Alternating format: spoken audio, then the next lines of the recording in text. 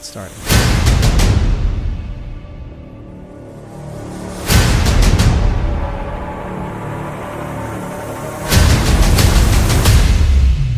We are Squawking Dead.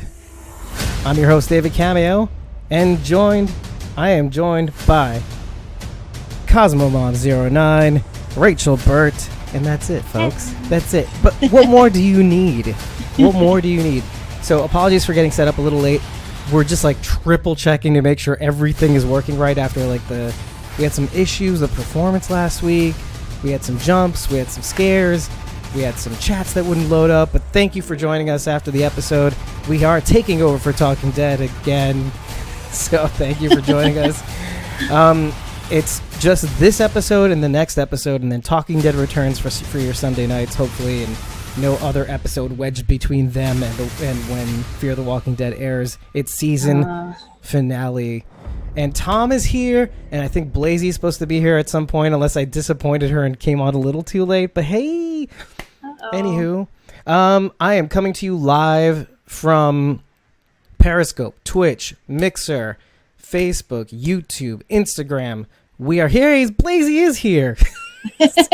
You interrupted my flow, girl. Anyway, so thank you. So yeah, we're on everything. I have actually updated the website to reflect those changes. So if you look at the right side, all those little buttons are mostly for broadcasting. I mean, almost all of them except for the Twitter link. So those are all where we broadcast. It's our social media. It's pretty much everything. And if you want to listen to the podcast, all you need to do is hit the main menu on our website, squawkingdead.com. Hit listen after you hit main menu. You're there. There's a whole bunch of familiar podcast links. I'm actually trying to get Stitcher up there as well. I know it's not there, but if you look for Squawking Dead on Stitcher, you will find it. As many of you actually already know from doing what? From entering the Squawking Dead, We Are Squawking Dead, The Road to Thousands giveaway, which I'm bringing up at the top of the show because I didn't do it last week. I did it at the end of the show. We got 3 weeks left. 3 weeks left to the season premiere of The Walking Dead Season 10, and also the end of our giveaway. So if you haven't already, head to squawkingdead.com. It's really easy. It actually looks really good on mobile. Once you get to this squawkingdead.com, basically the giveaway thing comes right up. You can just go in and check it out and start entering today. All you have to do is put in your email address and your name, and then it'll keep a record of your entries. And there's some daily entries, so keep coming back every 24 hours. Do the daily bonus entry. The podcast review entries are very handy because you can do them once a day on either Stitcher or Apple Podcasts. It takes about, I think, 48 to 72 hours for the reviews to actually come up so I can review them. But once I have, you're all good to go. Mama Deadhead's on here. She just did her reaction video. By the way, I wanted to kind of point this out. Mama Deadhead, who is Sarah Large, she just did a reaction video and I think just a quick recap video. I have not had time, obviously, to see it because we're busy setting up. But I just wanted to give her a shout out because she's so awesome, and she made it here, so she's even more awesome. Cool. See, hey, we're kind of selfish in awesome. that way. I know I'm going a million miles an hour, and Rachel's just sitting there patiently, yeah, I want to talk about this episode. Soaking it all. No, I'm soaking it all in. Yeah, I'm getting the evil out of me so you can talk. What other housekeeping rules? Obviously, New York Comic Con, Thursday night, 6:30, at room 1A24. We have a panel at New York Comic Con. We're going to be talking to Oscar's Red Hat. We're talking to Jeremy Palco. We're talking to James Chan. And we're trying to... I think she's on the bill, but Elise Dufour, one of Negan's wives, Frankie. So we're interviewing all of them. We're going to be talking about us in the beginning. We're going to interview them, and then we're going to turn it over to you guys because we are Squawking Dead. You guys get to ask them questions, ask us questions if you really want to. I know there's a whole cosplayer contingent that's going to be there. I just wanted to say, please come over. If you're going to be attending New York Comic Con, just do it. Do it. You won't regret it. Next on the list of housekeeping, we've got Walker Stalker Atlanta. We have a table. We're going to be there. I'm going to be chained to my table. I just ordered the banner for our booth. It's pretty exciting. I showed it to the gang. Hopefully they've come down from this weekend enough to check it out. But I also ordered business cards. stickers. I'll be ordering way more things to give away.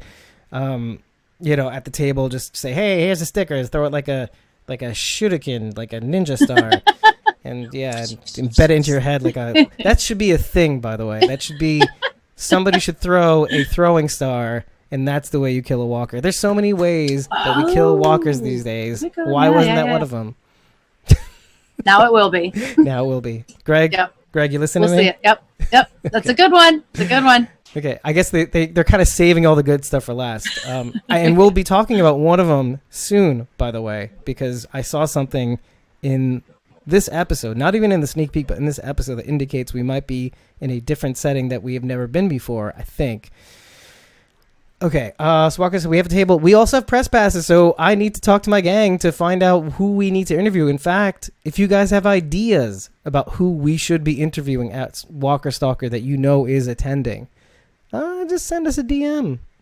We want to interview people that you want to see, and we'll be definitely covering the panels. We're going to be going live as much as possible while we're there. Nisa says, hi, Alpha, to you, Rachel. Hey, Nisa. I just had to do that right away. And Blazy says, you're better than Talking Dead anyway. Well, thank you very much. I mean, smaller audience means we can pay attention to you. So, you matter. Actually, you really do. You really do. What other housekeeping? Anything I've forgotten, Rachel? Oh, well. Not that I can think of. I think I just roped ourselves, or myself at the very least, into the haunt for Dead October. That's the number 4, Dead October. Ooh. It's happening in Nitro, Virginia. It's being hosted by WV Brandon White on Instagram, and Twitter, I think, also as well. Or it's TW Dead Art, I think, is also his other handle. He's got a couple of them on Twitter. Yeah, I know that one. Yeah, so... Yep. He's hosting with a bunch of other people. I think the tickets are $50 a head. I will try to put the links to that in the description. If they're not already there, they might be there on YouTube and Facebook. So that's something to keep your eyes on. This is happening actually the weekend after Walker Stalker Atlanta in Nitro, Virginia, West Virginia. So I might have roped myself into it. I'm going to be talking to them about maybe hosting a panel there or something like that. So I think we did it. I think we got, I don't know how long that took. Okay, we're 11 minutes in, not including some of the lead time that we had on this podcast, but on the intro while we were setting up. But all right, okay. I was it a mistake to drink coffee before this No, podcast? I mean, no bigger mistake than a monster. It's like, you call that a gun? I'll show you a gun. Yeah. Coffee. Psh.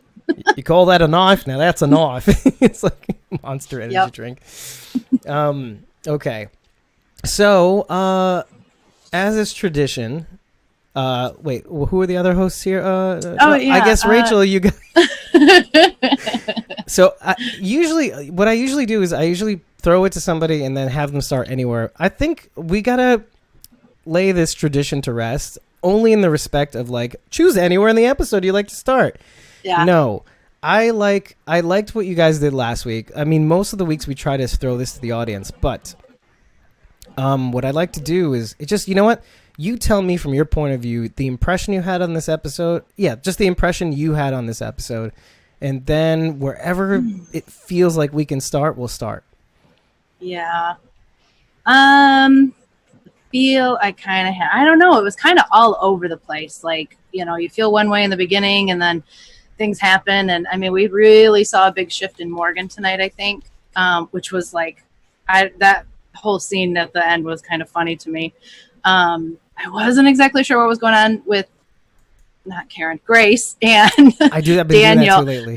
I have to stop and think. Between Grace and Daniel, I thought at first I'm like, oh man, no, don't okay, just because Morgan's not interested, don't immediately latch on to the next, guy.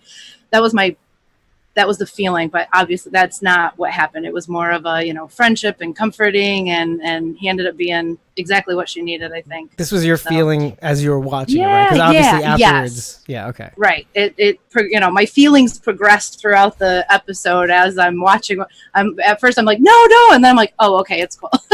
Speak of the devil, by the way, Brandon White just signed on after we talked Hey. about his festival.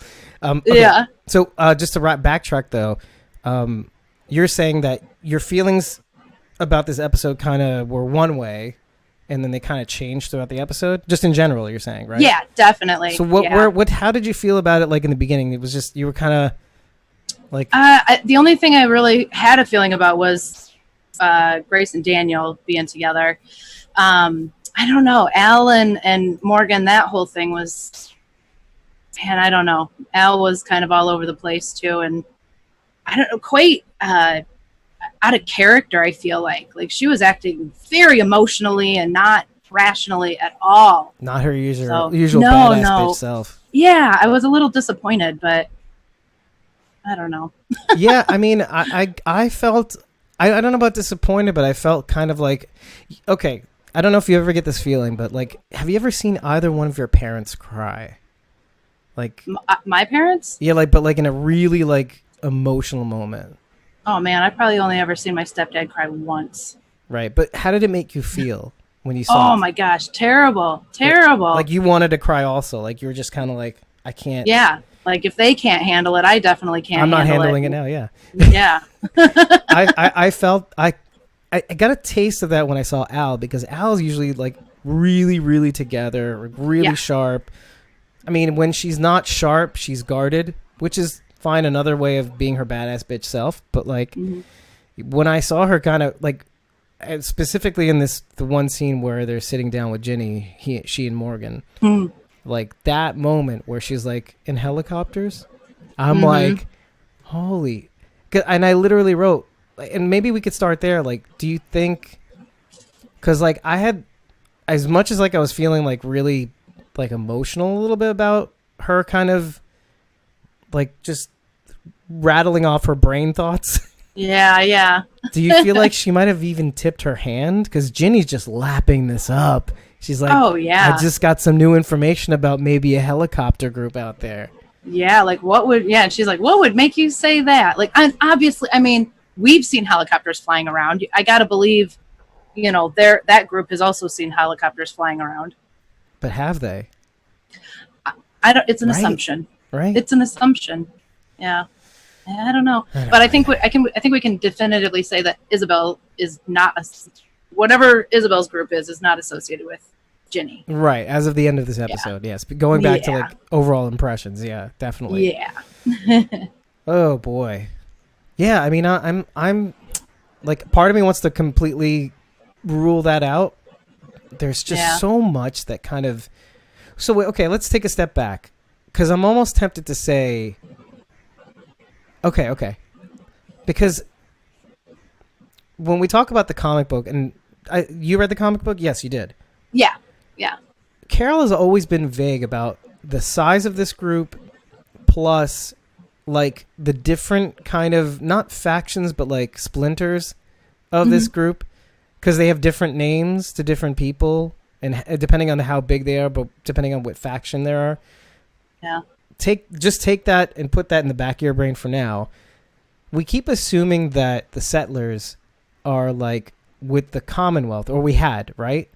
Mm-hmm. But yeah, what about, that was but what about, could they, and walk with me on this one, could we just circumvent Isabelle's group, aka the Commonwealth, and link the settlers to Georgie, just Georgie, and whatever she's from, because the link to the keys are what really, like the keys, a key to the future, or the key to the future. I think it's a key to the future.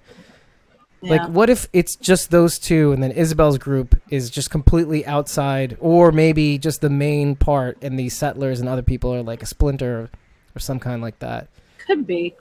I mean, when I first saw Georgie, my first thought was, her name's Pamela in the comics. You're right. She's the, basically the governor, I think. Well, they use a different word. I don't know. She's like the head of the Commonwealth. She is the political face of the Commonwealth. And now in the comics, as far as I know, they're really just one location. And then they all sort of just, if they have to go out and do something, they leave from that one location. So I mean, but obviously things change. It could still be that, and with different areas. I mean, we saw that map with all those keys everywhere too. I assume those are bunkers or outposts. Right. I mean, you do get a better look at the map, I think, in this episode with names, particularly one which we'll talk about. But yeah, I mean, it's the keys, but I think the key thing is like, it's not just the keys and the symbolism of the keys, but it's also the idea of like a key to the future was basically a guidebook on how to re-civilize or restart civilization. You're talking about settlers, pioneers, you're talking about windmills, you're talking about grains and all that stuff. So, I mean, I still am stuck on that. And maybe Georgie entrusted this group with these keys because let's keep digging with this one, because you see them like do the inventory on the whiteboard. Yep. You see them do like, expecting certain crops, right? I think this is yet another group that Georgie, we'll call her Georgie, like in lieu of not knowing maybe what her real name is, but let's just assume that it's like the West thing. Yeah. But it seems as though could be Georgie. Yeah, it seems as though these people had help, right? Like, sure, they're coming out of nowhere. They think they have a key to the future. Maybe that's what their balls or their kind of confidence is coming from, because they have all this backing. Yeah, that could be. I mean, although when we did meet Georgie, she didn't seem like a threat. I mean, she seemed like somebody who was trying to recruit people. These people are like, you're either with us or you're dead. Those are your options. You're either essential or you're dead. Yeah. Well, yeah, that too. And not to, I mean, I still could see a connection to Georgie, even though she didn't seem, like that was her, how she wants to play things out.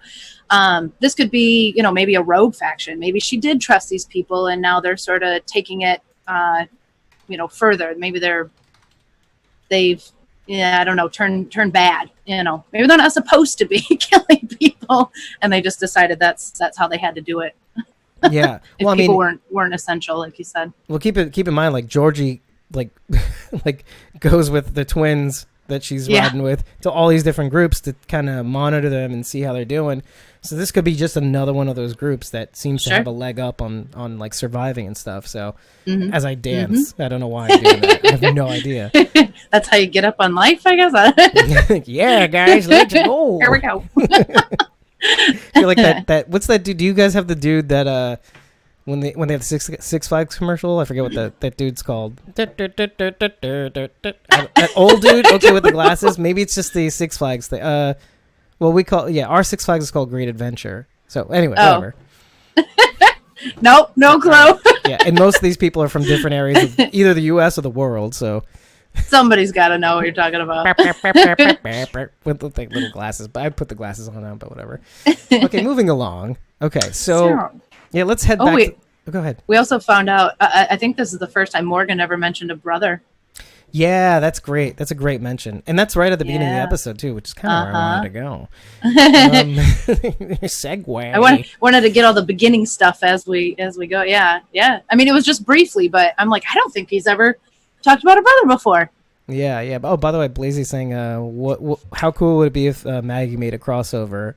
Because she's obviously with Georgie. She crossed over to Fear. That would be the biggest surprise.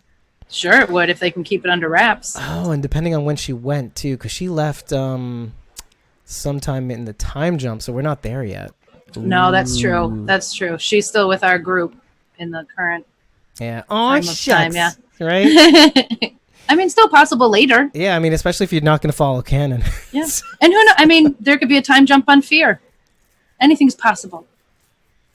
Oh, yeah. Oh, yeah, I mentioned that the other week. Like, what are you talking? Oh, yeah, that makes sense.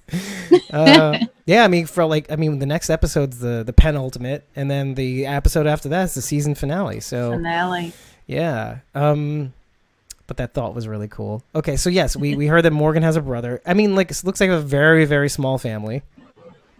I mean, they're kind of like rooting out the possibility of there ever being like possible people from Morgan's family show up. Oh yeah. I mean, I still think that there seems to be like still a contingent that proclaims that Dwayne is still alive. By the way, Really? it's very awkward. It's the same kind of idea that like we didn't see a body. We didn't see a body. It could be alive. But if Dwayne was alive, there's no way Morgan would have left him or went anywhere without him. I think Morgan saw a body. I think Morgan saw his son's body being eaten. Yeah. So- Yeah. I think that would be the only thing that would, that's the only thing that would get Morgan to leave. Wait, Blasey pulled a Tom, Oh no! I was just gonna say, what did Tom say? but it's Blasey. I think we need to. Oh man, pulling a Tom. Maybe Dwayne is Madison. Oh, maybe Dwayne is pissed. It's just that like I didn't expect it coming from Blasey. Like I thought, where's Tom? Maybe. Wait a minute. Oh no! What if Blasey is Tom? What if Blasey is Tom? What if? Oh my gosh! The mind reels. Oh, man, Madison is everyone. I'm about to pass out. Breathe. That was good. That's going in the clip. No, I'm kidding. Instead of child bullying or apparently racism, which I'll get to at some point. Holy crap. Twitter is a cesspool of vitriol. Right. I never knew how bad it could get. Like, I mean, I know it's bad, but like in fandom? Ugh. Anyway, I'll get to it. I might as well get to it now. Okay, really quickly. The clip has been making the rounds. Really? It's Still? been gaining in notoriety on Twitter now. Still? And I can't find people like sharing it anywhere. But apparently our notoriety for that clip has gone beyond Instagram and like people involved in the show. So we got into this one topic of like there's a contingent of people who like, okay, so we love we love Denai Guerrera, right? We love the Michonne character to boot. We've talked about our charities like months ago. We've talked about her leap to films. We've talked about her successes, her nomination for People's Choice Awards. We talked about like and wished her success during and after, The Walking Dead. There's this like one contingent that is bent on looking at The Walking Dead fans as racists, because there has been a certain subset of sewer people, we'll call them, who really say really, really nasty racist things, and especially so when it comes to like the whole Rochelle thing. Oh, jeez. Yeah, it's really gross. But here's the thing, like Twitter's like introduced so many policies that have made it really not only really difficult to see these comments nowadays, like you're talking about like within the last 2 years, but it's not only the last 2 years, but it's like, but the reporting system, like you cannot say things like that on Twitter. So if you report on it, it gets taken down pretty much immediately. And if you say it too many times, you get booted off Twitter. That's why like a lot of these racists, they don't stay on Twitter because they can't, without talking civilly or whatever. But then like, I mean, obviously the impression is stuck. And there is a contingent of Denai fans who've seen the racism and I'm going to say this, and this is going to get me into a lot of trouble again if I release it into a clip. But like, these Denai fans use like almost racist language to describe TWD people, like a certain subset of people, like a certain group of people, aka TWD fans. They see that there's a small part, then they don't think it's a small part. They think it's all of them, or like most of them. But they think that, if you're not one of those people, you're gaslighting us and you're protecting racists. Like you're giving cover for racists. So I don't know what to do. Do I not love the show? Do I not love most fans that I've been interacting with? I mean, if I see racism, I'll report it. I'm not going to engage with racism. That makes no sense to me. How can you have a rational discussion about racism? Like with somebody who's being racist? No, you just boop, goodbye. Can't justify it. No. Ejected from Twitter. But so I mean, and now because I was like defending, and I was specifically talking about the one thread I was in. Nobody in this thread has said anything racist. Nobody has said anything, even against Rachael. And people kept misconstruing my statements and thinking that I was talking about the Walking Dead fans writ large. And I'm like, are you kidding me? It's literally like a teeny, like one of the things Carol said that I love about The Walking Dead is that it really doesn't matter. Like the zombie apocalypse is the greatest equalizer. You know, everybody because of it is the same. You know, there's nobody has privilege. The zombies have privilege. I mean, that's the thing. The zombies have privilege. They get to walk around everywhere eating whatever they want, willy-nilly. No rules. But I'm like, you know, I'm sweating here. Like, and here's the thing.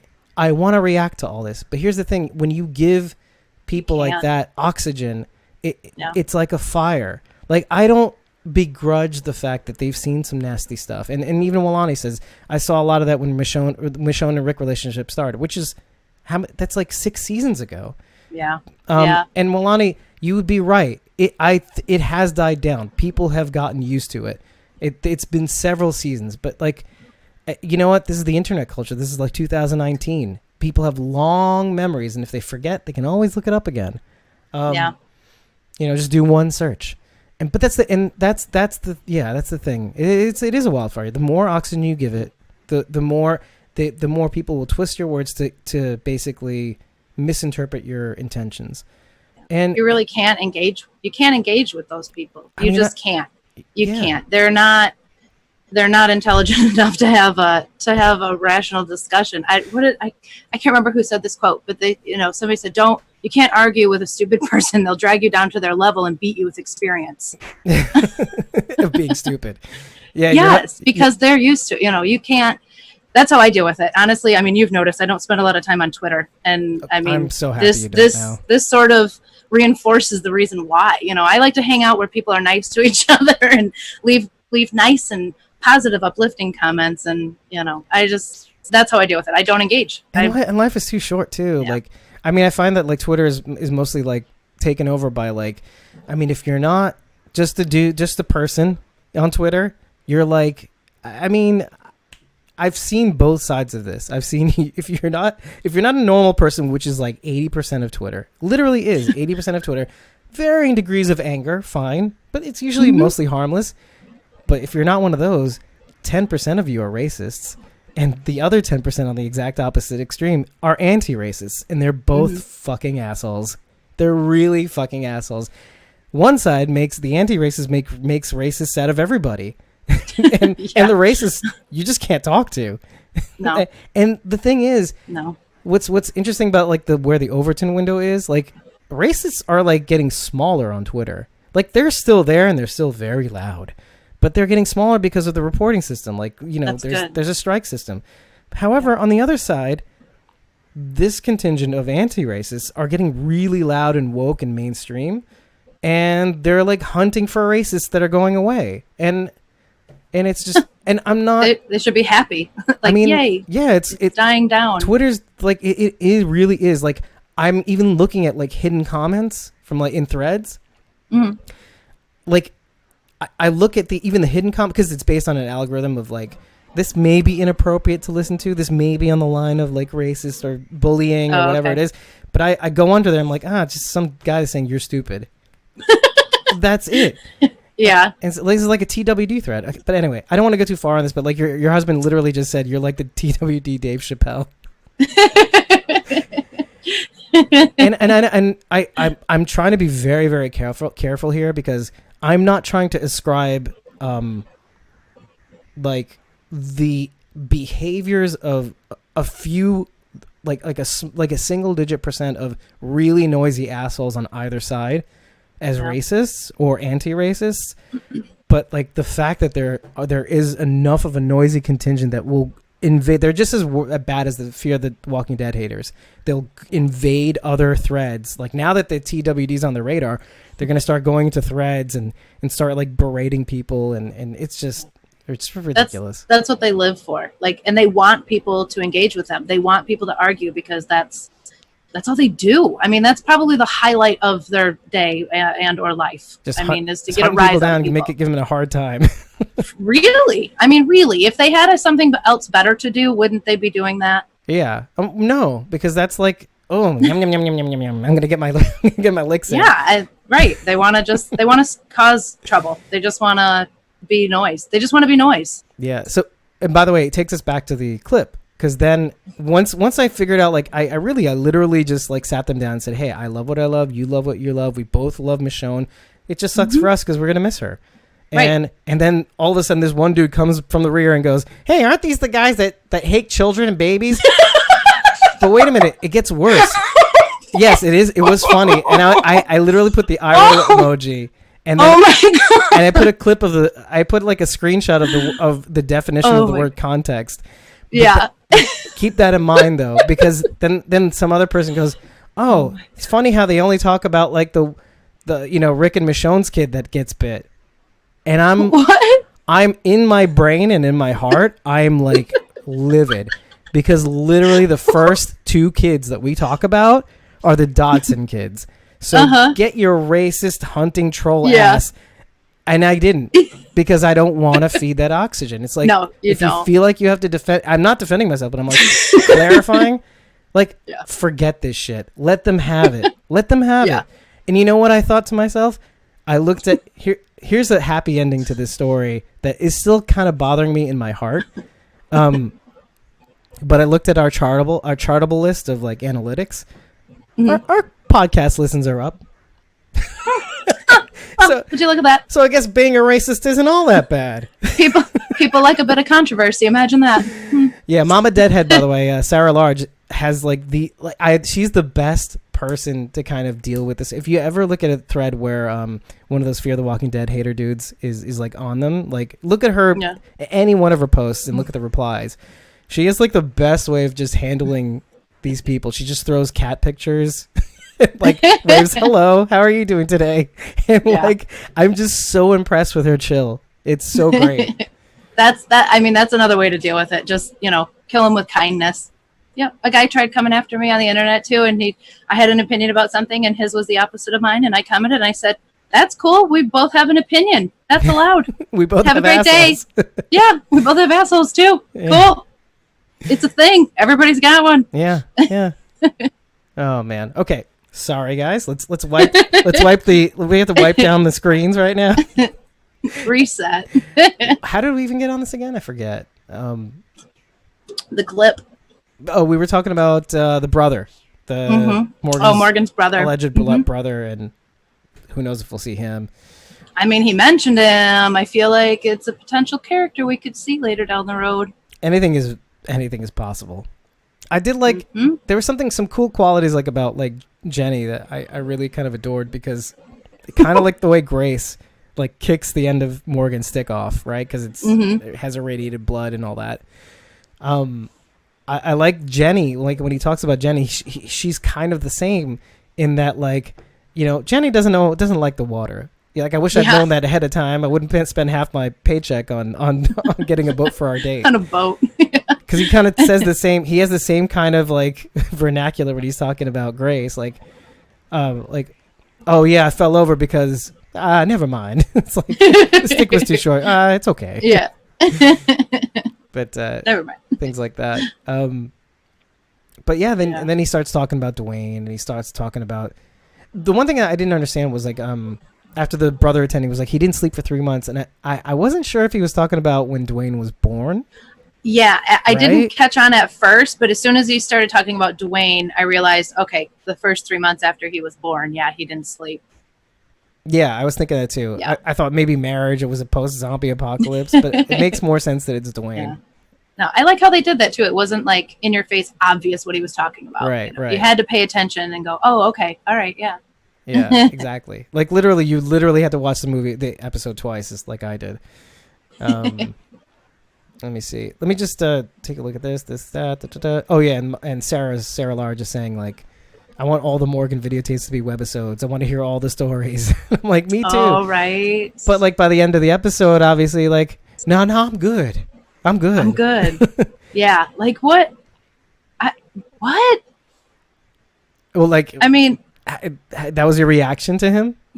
kinda, yeah. We'll get there because there are things that happen in this episode that are really key to understanding where he's at. I'm pretty sure I picked up on most of it, and I think I get where he's at in headspace. But I guess it wasn't until that moment I didn't think he was doing it for him. He was doing it for Al. Oh no! The videoing, yeah, the recording. Yeah, I mean, it was clearly his therapy. right. He was doing it for him. He's doing what he needed to do, and it was working. It looked like he was smiling as he was remembering, which means he's remembering the good parts and all that stuff. Healing. Mm-hmm. I mean, obviously, when he got to the Father's Day card, he was a little like, and this is the beginning of the episode. He kind of got stuck a little bit, but then they got interrupted rudely. But yeah, man. I mean, again, I do want to reiterate to people, and I've said this on Twitter, is that I think Morgan is actually my favorite character, and because he moved to Fear. Like, he's my favorite character on either series now. Mm-hmm. And I guess I have that luxury because he was on both series. So. But like everything that he does and again, it doesn't have to be perfect. It's not perfect. I love him because he's not perfect. Like, he's so twisted. And now Morgan's like that knot that you get in your necklace that is impossible to undo. Like those those. Oh, I know. Yep. Yeah. Yep. Everybody in my family would bring their necklaces to me to get untangled. So. Because you're on meth, aren't you? Okay. Because it takes one to know one. I'll keep your secret. You keep mine. I don't know. I just could get it. But no, I know. I definitely know what you're talking about. Yeah, he's just kind of. Yeah, his intentions are always pure, even if it doesn't end up how he thinks. God, and boy, does it never. But like, I know. But ever since he's gotten onto Fear, like the torture porn is somewhat lifted, progressively. Because it is. Yeah. It's just you're literally watching a guy like destroy himself, and it was the same for Dwight. And these guys get like this kind of like a second chance, like on Fear the Walking Dead, and I love it. I love it. Yeah. I do want to. Oh, go ahead. Sorry. Well, I was going to say, I think with Morgan, Dwight's second chance, he had to fight to get away from Negan and, that kind of stuff. But Morgan was the only person in Morgan's way of being happy and healing and he was the only thing stuck between him and, healing. That's what makes his character to me so compelling, because we all get that. We've all been there. There was a little part of you that feels like, if I would have just done this, I would have had that.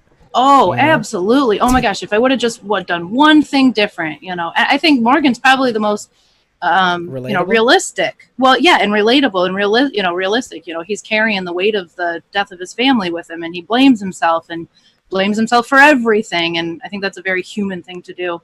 A lot of people can relate to that, I think. What are the comments saying? I can see your face. Blazy said something really funny. You racist. Are we gonna get fired? She said, "You racist. Don't talk about Morgan and chains." Oh my gosh. That's how it happens, though. That's how it happens. They find the littlest things to connect, and it just blows out of proportion from there. Oh my gosh. Your husband's speaking of misconstruing things, your husband's asking me what the fuck is on your shirt, and it's actually a little bear. It's a bear. Oh. I used to be a couch surfer, or not a couch surfer, a couch surfer host. I don't know if you know what couch surfing is, but if you go to couchsurfer.com, it's like basically like a community of people who either sleep on your couch or you host people on yours. Oh, okay. It's like Airbnb before Airbnb was a thing. And it's it's free. You're renting a couch. Yeah, you're not. It's like a community that does it for free though. So it's kind of like a revolving door of things. It wasn't perfect, but they got better. But I have not done that stuff in, I would say 8 years, I think, something like that, 8 or 7. But yeah, so this one dude, actually a friend of mine, Justin, designed this shirt for the Chicago contingent. So you have the bear, you have the couch, you have the Cubs logo. Cute. So yeah, I'm wearing that tonight. That works. Yeah. So so I'm racist. Cool. Let's move on. Glad you're all still here, though. Thanks. All right. I appreciate it. So not. Now you're enabling race. It's all of you now. So Right. Yeah. I don't think anybody here can call me that. You too, Wilani. Yes. Do I need to bring my husband onto the camera? You know this is all going to get cut out, right? Yeah. Kidding. Probably not. Anywho, yeah. Well, this is the first. I just speaking really seriously. This is the first time I've ever, because you've known us all. Every single episode we've had, we've really not gone. We've been apolitical, ideological, like not in any way possible. But like, this is the first time I'm really kind of letting you in on the Miss Yang of the of Squawking Dead.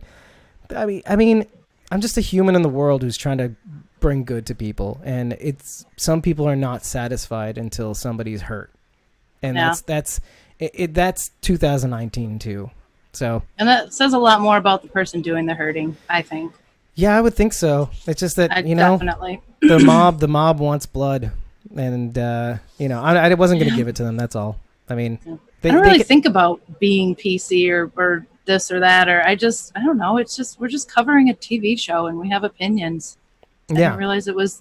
I didn't realize this was CNN. It's just guilt by association is a lot of it. But I mean, I wanted to end off with one thing was that. And I forgot really what I was going to go with that. But I mean, it's all about the positive vibes at the end of the day. It's all about enabling people. And the piece on the icing on the cake was like something I got today on Instagram was like I saw like a fellow cosplayer and I'm failing on her name. She's like a teenager. She dresses up as Negan. She's from England. She came back onto Instagram, like back on the scene, and I followed her, and she's getting messages from people saying, "You can't be Negan, you're a girl." And I'm like, "That's silly." I'm messaging her. I DM'd her, and she's just silly. Like, she got so many really good like messages from people just like me, and just she felt like she had to go on Instagram, and she like shouted us out. You could see it in our stories, and so you'll see who that is when you look at our Instagram stories. Yeah, I'll have to find her. And she's really cool. And her whole account is about positive vibes. It's like, what's the point, Yeah, that's why I like Instagram so much better. I rarely come across anyone who is really mean, and if they are, there's usually like 20 people after that, like take it easy, man. It's all love here. I think it's the visual medium. Like there's a bit more of a picture. There's a bit more of a face to Instagram than there is Twitter. There's a comment system, so everything is kind of immediately available. Yeah. It's just, I think pictures chill people out a bit. Well, it's working. Maybe Twitter should, think about that. Yeah. Of course, then they would just be Instagram, so that wouldn't really work. Yeah, exactly. Yeah. I don't know what the solution is to that, but maybe it's... No more Twitter. Maybe it's like fixing the reply system or something like that. But anyway. No. I want to move on from this, though. If I remember what I was going to say, I'll say it. I'll bring it up. But I just... It was like a point to me bringing up the apolitical stuff, but I don't remember now. But it's that hour where we have to move on. But... Yeah, okay, so I kind of wanted to continue a touch about like our children conversation. Wasn't really much of a conversation, but how we wanted children dead. That's why I brought it up. Yeah. Now, after watching this and remembering the episode in season 8 with Rick and Morgan at the bar talking about Carl and Dwayne, and Morgan said, "You had your son, which is why you came back." Like when Rick started to go crazy. Well, you kind of saw the process in real time. Like the reason why he was able to come back was because of his son. His son was there, and Morgan was not able to come back. Not really. And then I come back to this episode, and we're talking about kids, and we're like, kids in the apocalypse. Yeah, I mean, on a purely utilitarian level. I mean, they're useless. They get in the way. They when they're babies, they yell out, so zombies come after you, like Judith long ago. But like, I mean, looking at these scenes, like seeing how Morgan talks about his son now in like more of a positive way, remembering the good times, I keep thinking to myself, like Rick and Carl, and how there is a positive to having kids. They kind of anchor you to this idea of what you want for them in the future. Like this idea of how it could be with them in the world. And even Daniel talks about that with respect to Charlie. I want to show her this music. I want to show her that there's beauty in the world, and that she should be free in the mind to kind of. And he doesn't say this, but I assume that he wants the best for her. He wants to give her everything in the world. So, I mean, what do you think about that whole thing? Because the way Chris was laying it on, I mean, I'm not trying to trash Chris. He's right in a sense, and Meg in a sense, and Meg was going ham, and you were going ham, and I was horrified. Yeah, I pretended like I was Hitler and sending them to the gas chambers, but that was mostly in response to how, like, I guess that's what we're doing now. Yeah. First of all, this is not a normal world. Okay, so we're not talking about, going to our normal jobs and just offing kids in cold blood. This is not what we're talking about. And furthermore, we're talking exactly. And furthermore, we're talking about characters on a show, not actual children. Okay, so, but yeah, to a point. I mean, children can actually be dangerous in this world. If you have a baby or babies, right. I mean, and they start crying and they start drawing in walkers. That is a serious risk, especially if you're traveling with a huge group of people. So those types of things need to be taken into consideration for survival. Humanity aside, you need to survive before you can even think about having a humanity, right? Right. And I like what you said. I guess I hadn't really thought about it until you said that, but you're absolutely right. Even if kids don't have, the physicality for labor, or, they're not going to make bullets. They're not, you know what I mean? They're not capable of a lot, depending on their word age. You use, physicality. What is RJ? I mean, they're little. Well, they're little, right? I mean, they're not capable of a whole lot, but what they do is give the adults purpose and a reason to fight and a reason to look to the future. And that is really important. That can be, it's hope, right? That is hope. Yeah. And that is very powerful. Like so wanting to give them something equals you spreading that on to other people as a result, because absolutely. Why just care about your kid? Like, okay, we might as well care about other kids too, or other people, or wanting to help people. I don't know. And these kids are going to grow up and eventually become members of the community, and then they will be able to contribute and do things. So, yeah. And and like, even though Blazey's talking about like, kids do stupid things, like carling that walker back that killed Dale. I'm like, yeah, that's true. Yeah. You want to win in the apocalypse, you got to break a few eggs. Kids can be very dangerous. So but they learn. Just like I think that was the point. I think that was the point of the whole conversation about kids. Yeah, of course. Yeah. But I think this kind of also brings me to also the how there's a whole bunch of kids now in this contingent, in this convoy, let's say. Yeah, and how does that really, like, clearly most of these kids are very capable. They're like gun-toting, capable, stringing up walkers for blockades, putting zombie heads into baskets overhead in trees. So they got the stuff. They got the Carl stuff in them. They got the maybe a little of that Judith stuff. Judith. But I don't even know if it's about that. Like this group clearly has the right ethos to foster the children, I guess, in the apocalypse. But I think they also give back in the way that, okay, they're useful, but they're also kind of like a symbol about what tomorrow means, what tomorrow brings or what they could bring to tomorrow. It's like a vice versa thing. The adults can give the kids something to look forward to, and the kids can ground the adults in what's important for them and their development, which translates to the adults' development, like what they offer in life. So, it just cascades the more you think about it. Like, Dwayne, Carl, Charlie, all these kids, Yeah. So, it's something to think about. Yep. Let's see, what else? Okay, so I kind of want to jump to the end of the episode because, no, sorry. Wait. Let's not. So before we jump to the end, because we need the breadcrumbs that lead to the end.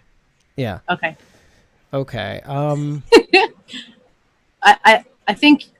I don't know what your favorite part of the episode was tonight, but I have a feeling you and I had the same favorite part. I think I know what you're thinking, and you're thinking you do the traveling Wilburys. Close. It was around that scene, but it was the line. Because I wrote it down. I bet you did. Okay, hold up. I'm sure you did. Because, I don't know. I laughed my butt off. I laughed really hard. Why don't you give the line? Something. I'm not. I didn't write it down, so I'm not going to get it verbatim. Something along the lines of, "What makes you think I can't sing?"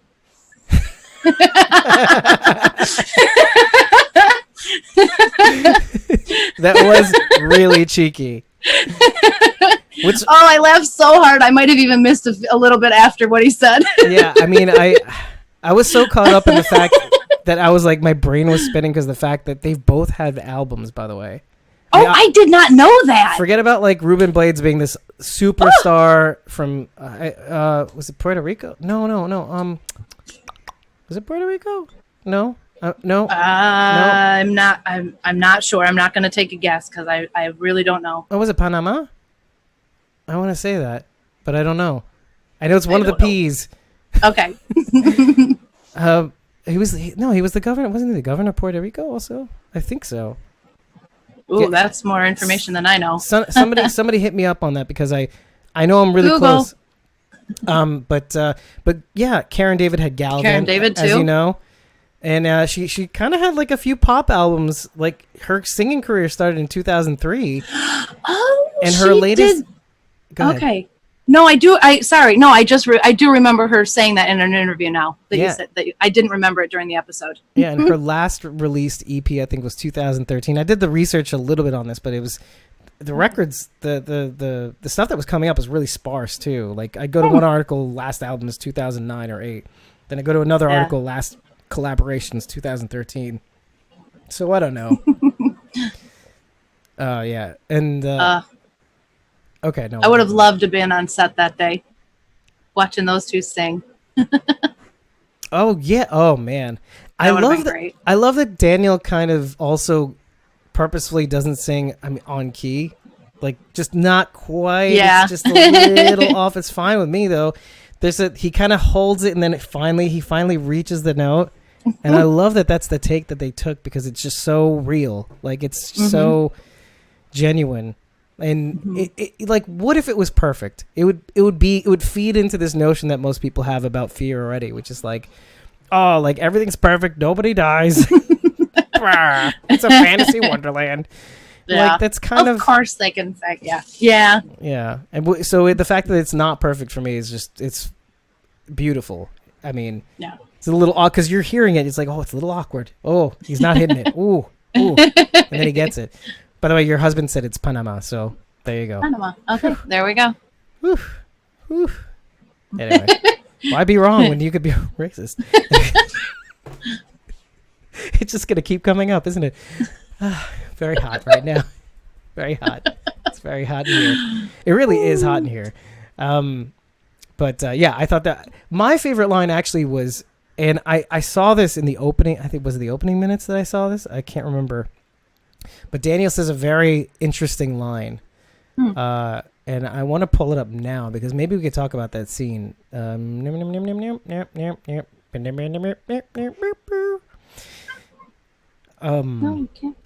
did I get so many notes? You said you had a lot. Okay, let me just toss this your way because I wasn't sure if this was Blasey or if this is somebody else. But what do you think about what do you think or what like the idea of granule? This is a thing. Okay, Grace and Daniel.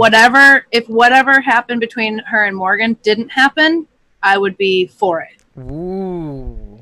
But well, I'm just saying, considering what happened between her and Morgan, and now if she goes with Daniel, it's just going to seem a little too.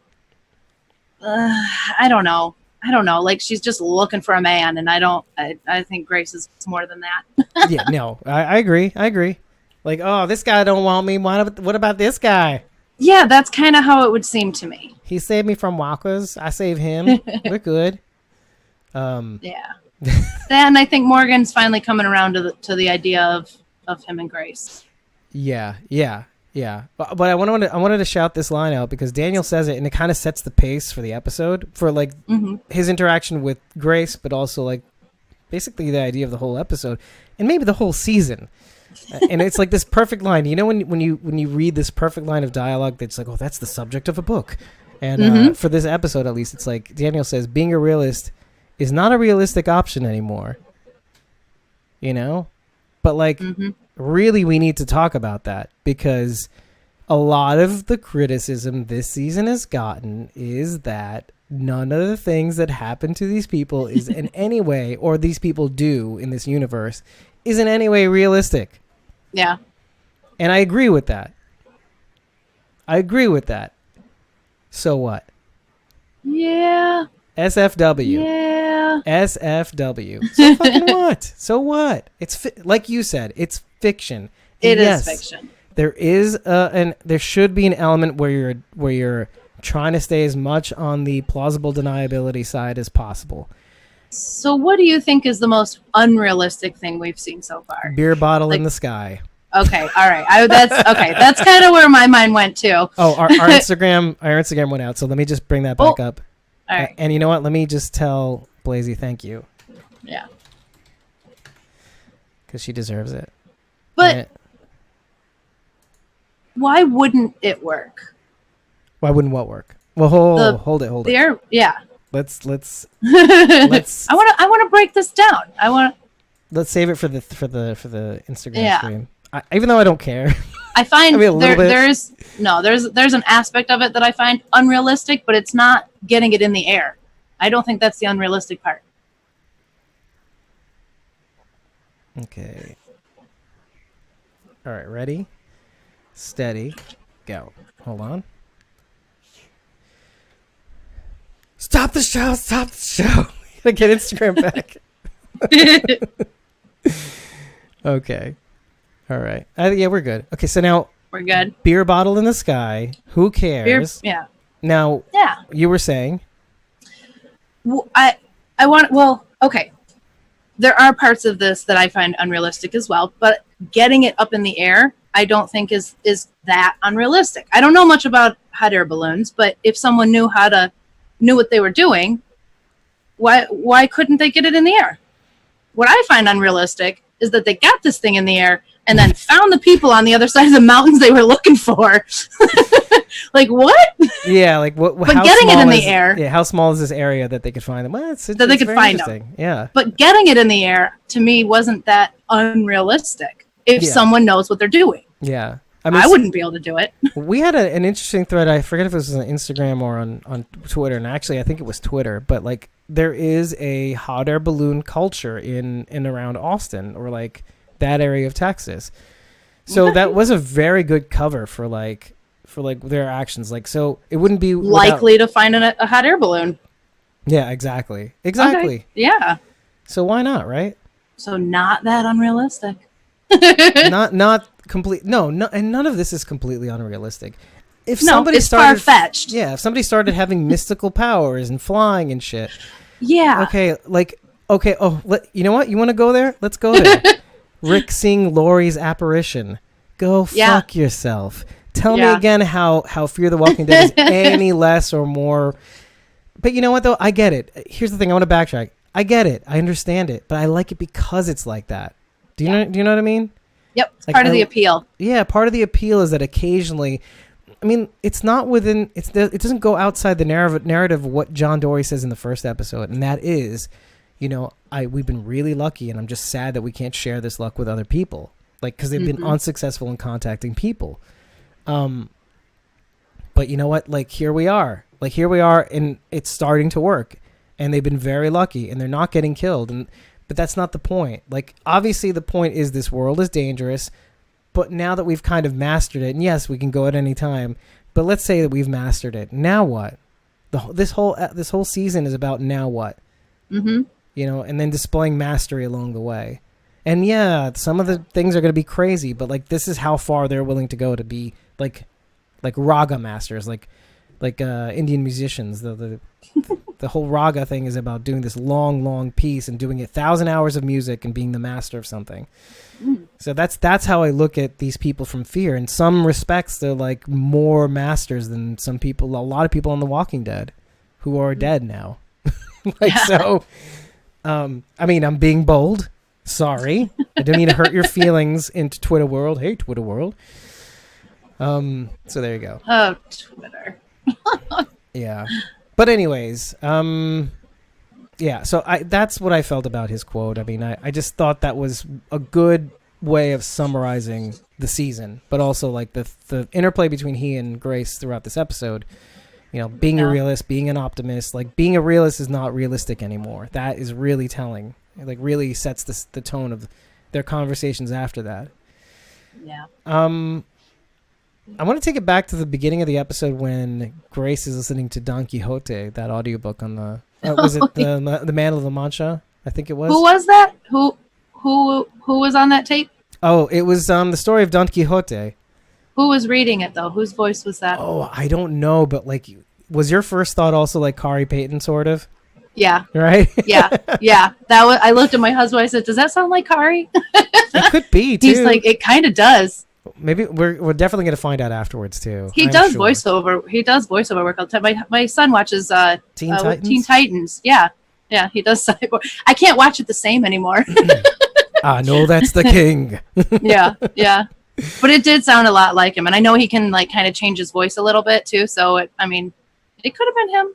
Yeah, he can go from slightly gravelly to like not at all, and he can play like young people voices too. And imagine he had digital assistants. Ooh. Yeah.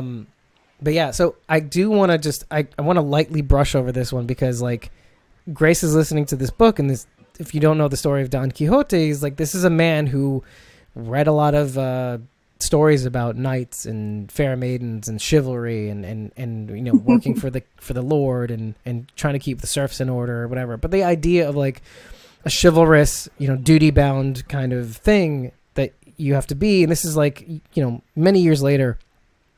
And this man, eventually, Don Quixote, he goes crazy. And he has these like visions of ogres and, taking the place of windmills and all that stuff. And he has his farmhand, Pancho, and he takes him along on these journeys. And Pancho's like giving these one-liners, kind of sticking it to Don Quixote. He's like, what are you dragging me around your adventures for? But it's like the idea of like, the root of Don Quixote was it's a story of a nobleman, or literally a nobleman, who prefers to see the world the way, not as it is, but as it could be. And that's literally the story of Fear. Like, you're talking about people who, you know, this may be the world as it is, but we want to see things the way it could be. And so, or like bring about the world the way it could be. Like, we can be kind to each other. We can help each other. We can do one small thing, kind thing to somebody, and just make the world better. The idea of, like, I think I brought this idea up, but the idea of Tikkun Olam, which is like to heal the universe. Oh yeah. You just do one little thing, and it just adds to the universe. I love those little nuggets that they put in there. You know, something so like, you know, it's directly parallel to the storyline that we're seeing right now. Yeah, I love that. That's attention to detail that I love. Oh yeah, when we get to Traveling Wilburys, I'm gonna recite the lines, and it'll be like, oh, yeah, that's Fear the Walking Dead. Yeah, that's it. But yeah, I needed to bring that up. I was still laughing. This is like it's like at the top. Like, what is she doing when she's listening to this audiobook? She's like taking, you know, the whole idea. What is she doing? Were those solar panels? Yeah, those are solar panels. Okay, and all right. Stuffing in the back of the truck. You know. So it's the idea of like stuffing these solar panels into this truck with all this stuff. And all this stuff represents the way the world could be. Like, what are we packing in this truck? What we want to see in the world. Like, like they're not ready for it. It's not ready for them yet. But she says it's like, you know, from when we find a place. So she's thinking in terms of like, you know, we'll get there. She's like creating, you know, what is it called? Building a nest, right? Like when you and your husband got together, you had ideas of what kind of furniture you'd get, like when you moved together, right? Like throughout your shitty furniture. I get what you're seeing, yeah. Yeah. Hun, No, we just had to go with what was available. But I acknowledge the point. At the time. Yes. Because after a while, you kind of want to build a nest, you know? Yeah. We're still working on that. It's always a work in progress. Yeah. Believe you me. Take it from a man who had 5 chairs in his 1-bedroom apartment with a railroad office. Oh my Who goodness. needs 5 chairs? 5 chairs. Like, was that it? Was that all you had? 5 chairs? No. Hold on. No. These are that doesn't include the dining room chairs, like this IKEA dining room. Oh my gosh. So you have the one near the TV, which you leave. Okay, that's the one you leave. But then you have 2 in the office, and then 1 in the bedroom. It's like, what are you? You're not living in a 1,500 square foot home at the very least. What do you need? You don't need to. It's not a far enough trip from room to room that you need a rest. What do you need all these loungers? No, just for when I put on my shoes, like in the bedroom. That is a good point. Honestly, when you said a chair in the bedroom, the first thing that was my first thought was that would be nice to put your shoes on. Exactly, but then when you start having 2 in the office and there's no room for them, really. Okay, it's just if you don't have the space, that's an issue. Yeah, we're talking about loungers. Some of them are recliners, okay. some of those are loungers. Yeah. Oh yeah, big ones. Okay. One had an ottoman. That was one for the bedroom. That was a big bedroom. So it's fine. But then the extra one that was in the living room, it's like, okay, dude, that is in the way. It's in the way of the dining room, the set. Which again, it's a small IKEA table, but anyway. Mea culpa. Nisa's like, what the fuck, Dave? And I agree with you. What are we talking about? Anyway, we're building a nest. We're looking towards the future. Anyway. Yep. It's a coupling thing, Nisa. Come on, man. We're crazy. You're not new here. You know this. Yeah. You know what's up. Yeah. Okay. What's interesting is that you get to see Morgan and Althea also discover, because they don't have radio contact. They're really far out. And you get to they discover what the group, what's happening with the group through inference, right? Mm-hmm. So what's the first things first was, I'm trying to figure out what the first nugget was. And I think it was when he sees the tankers come into this Paradise Ridge area. Oh yeah. And then you realize, oh, we lost Tank Town. Yeah. Right? Because I think it was more than one tanker, right?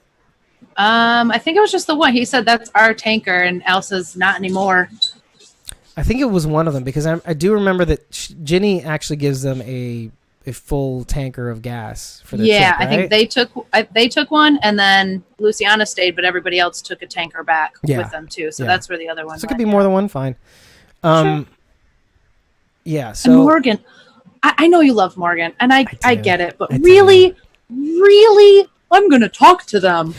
That was interesting. That was an interesting choice. When has that ever worked? He's been doing it this season, though. He's crazy.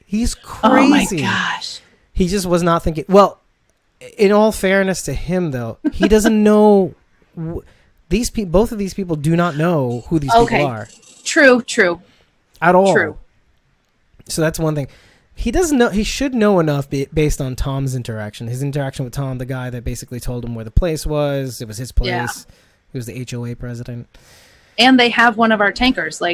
Obviously, we're not just going to hand that over. Right. Something bad happened. Morgan of all people, because Morgan was like, that gas is ours, that kind of thing. But yeah, that was interesting. It was an interesting choice. But Morgan, think about the way Morgan stepped up to Logan also.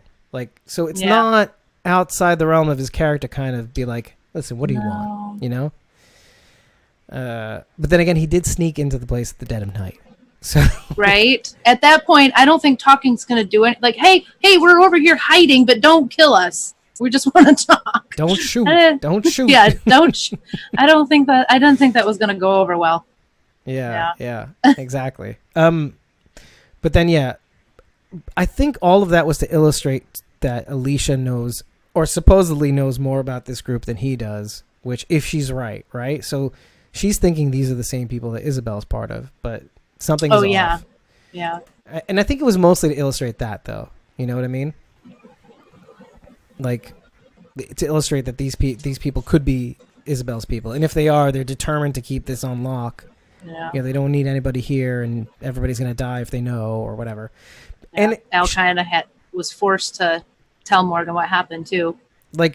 At the very end of the episode, it's the only time she does. she gives him a little taste at that moment, but really nothing. It's really not at all. She's like, oh, I knew people that are determined to, and it's nothing. It's a nothing burger. Yeah. But yeah, it's the contrast, those two ideas. But like, yeah, I'm trying to think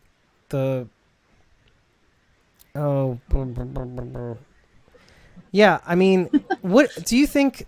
Why didn't Al just spit it out? Like, why did she, I mean, I get the secrecy. I guess just, I mean, she's still holding on to the promise. Maybe. I mean, but I mean, I guess she revealed a little bit to June, right? Yeah, a little bit. In kind of the same fashion as she did with Morgan. Mm-hmm. I mean, she turned off the camera anytime the subject came up. Like, if you notice, she kind of went boop. Yeah. Yeah. Yeah, I thought I saw her do that, and then she turned it back on. So, how about the card? Click. Yeah.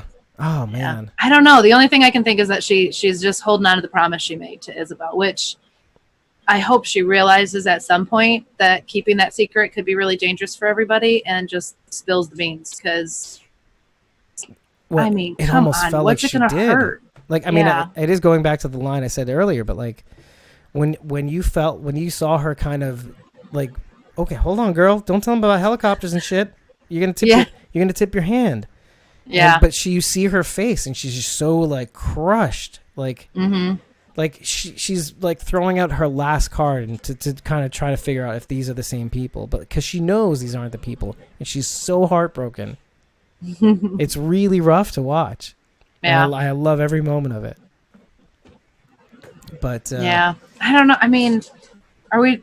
I don't. Are we supposed to think that Al's like in love with Isabelle after spending one full day with her?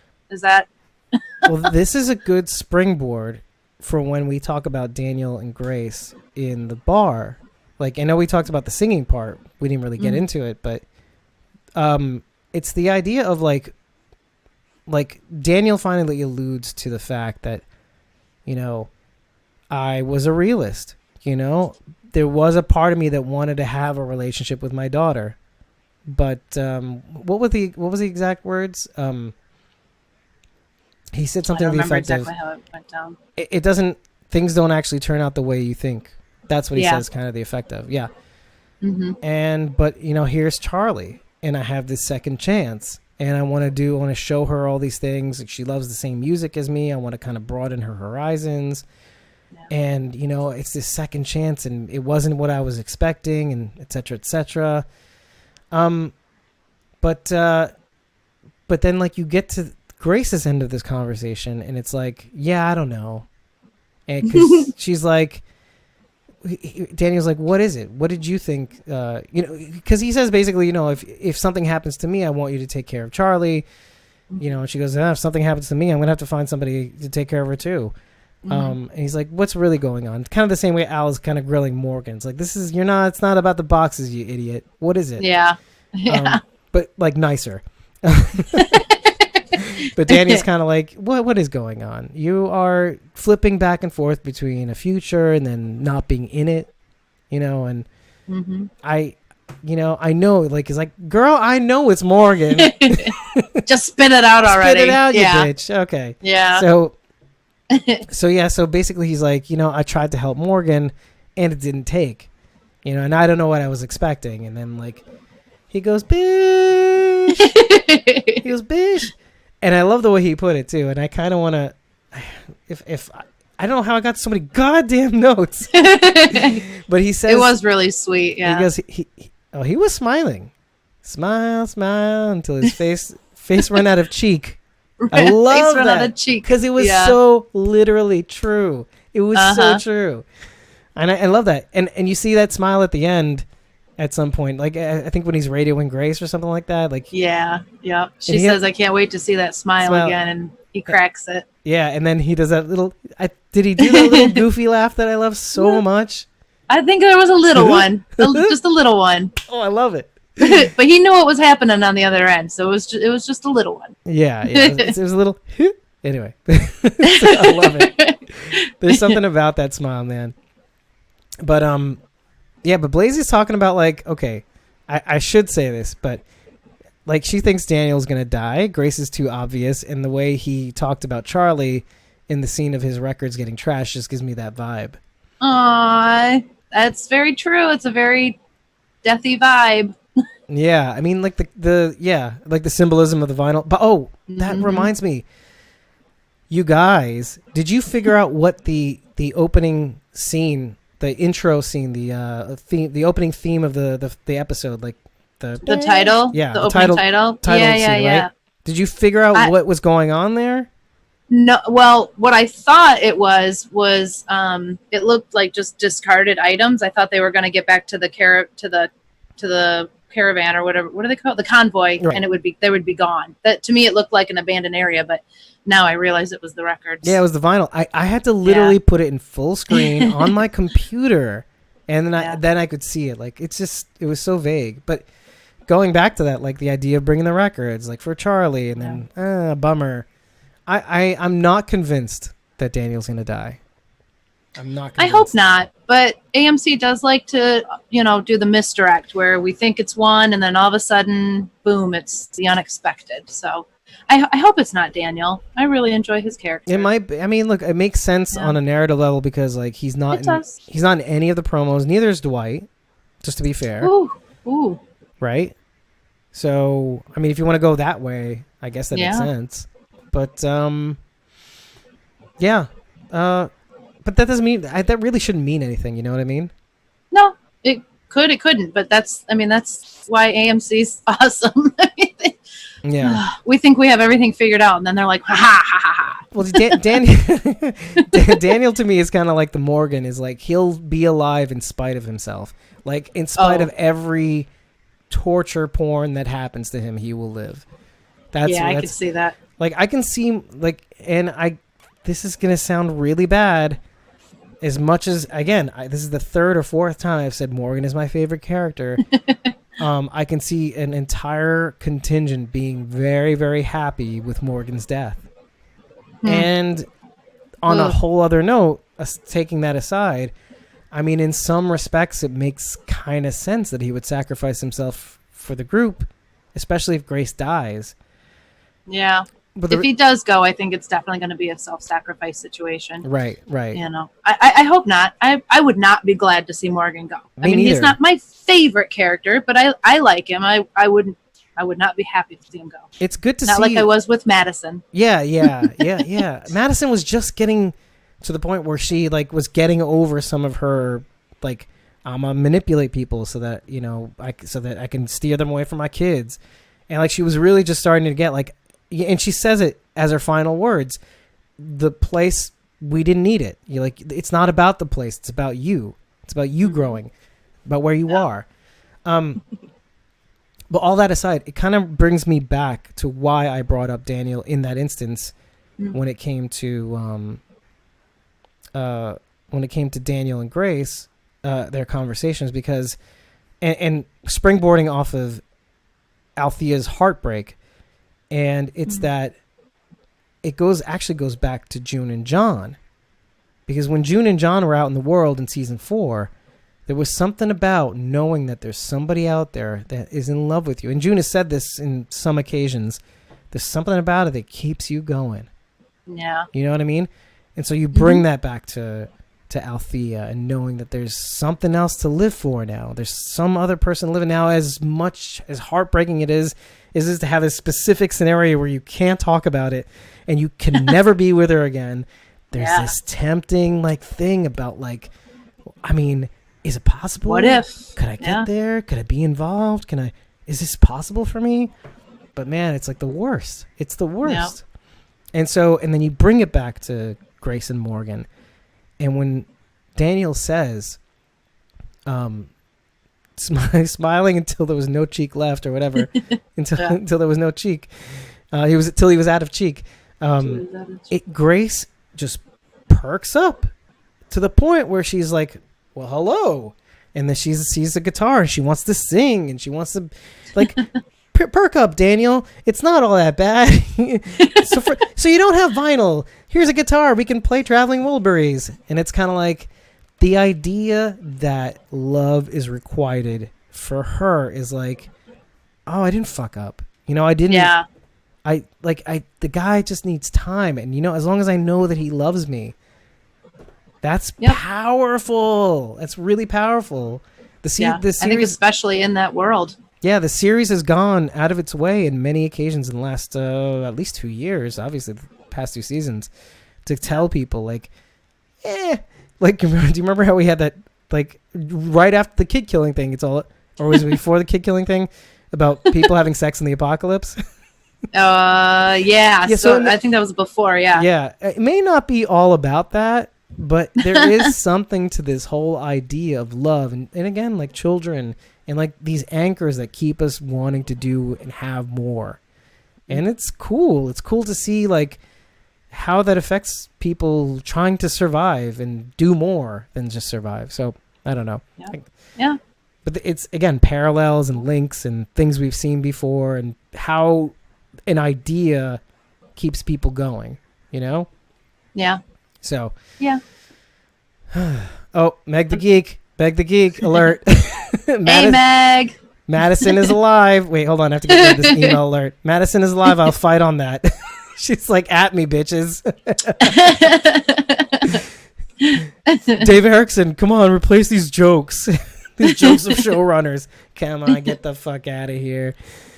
Yeah, I don't care. Anyway, I'll fight you people. Bring it, says Meg the Geek. Yeah. But anyways, yeah. So I don't know if there's too much left of this episode, but I mean, I'll throw one thing out here: is that, do you think the strawberry jam and the strawberry and the apricot jam was a test? I don't know what that was all about. Yeah. At first, I thought there was going to be something in it, right? But then she started eating out of it, and I'm like, what? What in God's name? I also think that Ginny sees them as essential. Right. Clearly. She needs to win them over, and so they're not just going to kill them like they would anybody else. Right. So, but I don't know how she's going to convince them.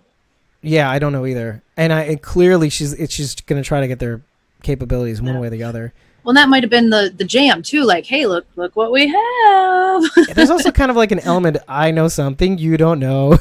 Yeah. I know how this shit went down. But I guess it's her awkward way of saying, hey, relax, guys. You're not in any trouble. Here's some apricot jam. Here's a pickle, Eugene. Mm-hmm. Why is Morgan always so surprised when people know his name? They've dropped how many tapes? I keep forgetting I recorded those. Yeah. How do you know my name? Your tape? Oh yeah. Blazy says, Jesus, Virginia, there's still spoons in the apocalypse. Right? Ew. That was pretty gross. Okay, I'm gonna admit to Not you guys, gonna lie. I'm gonna admit to you guys something. I will do that every now and again to the peanut butter jar. I will, and I don't regret it. I don't regret it because it's just me and my wife, and I will make her sick all day. I mean, I'm a terrible husband.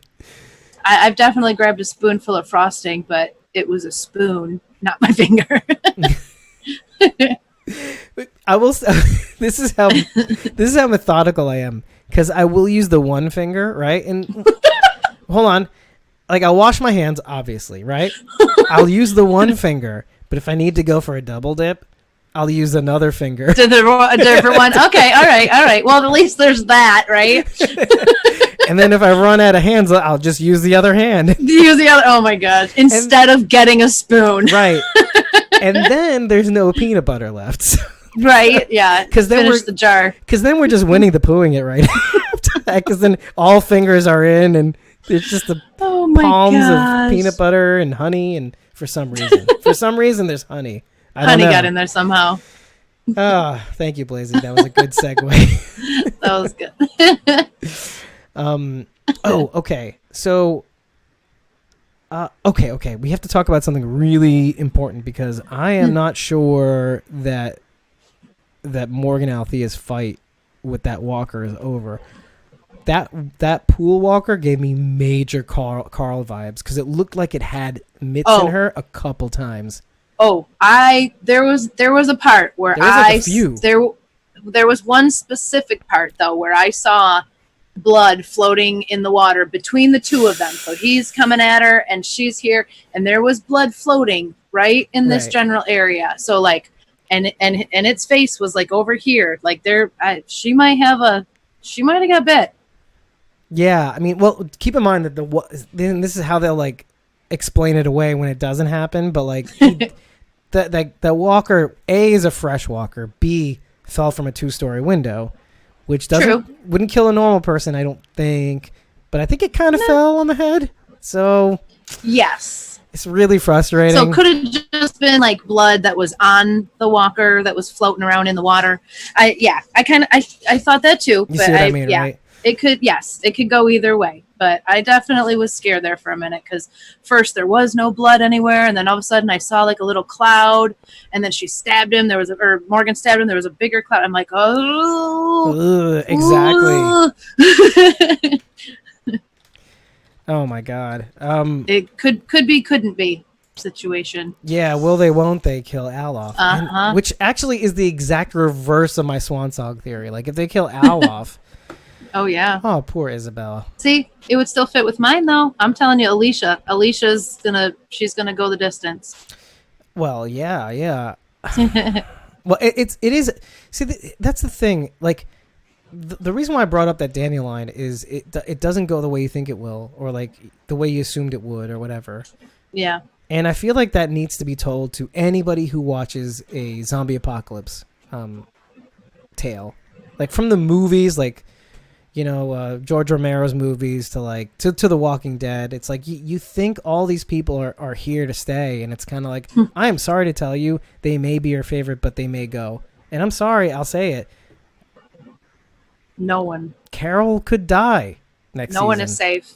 Nobody is safe. Nobody is safe. Carol's not gonna die. Her and Norman Reedus both signed 3-year contracts. So yeah, but she could be a Lori ghost. But she'll still be on the show, so I'm fine with that. That's a good point. Like just like how Gavin was like Morgan's ghost for a little while.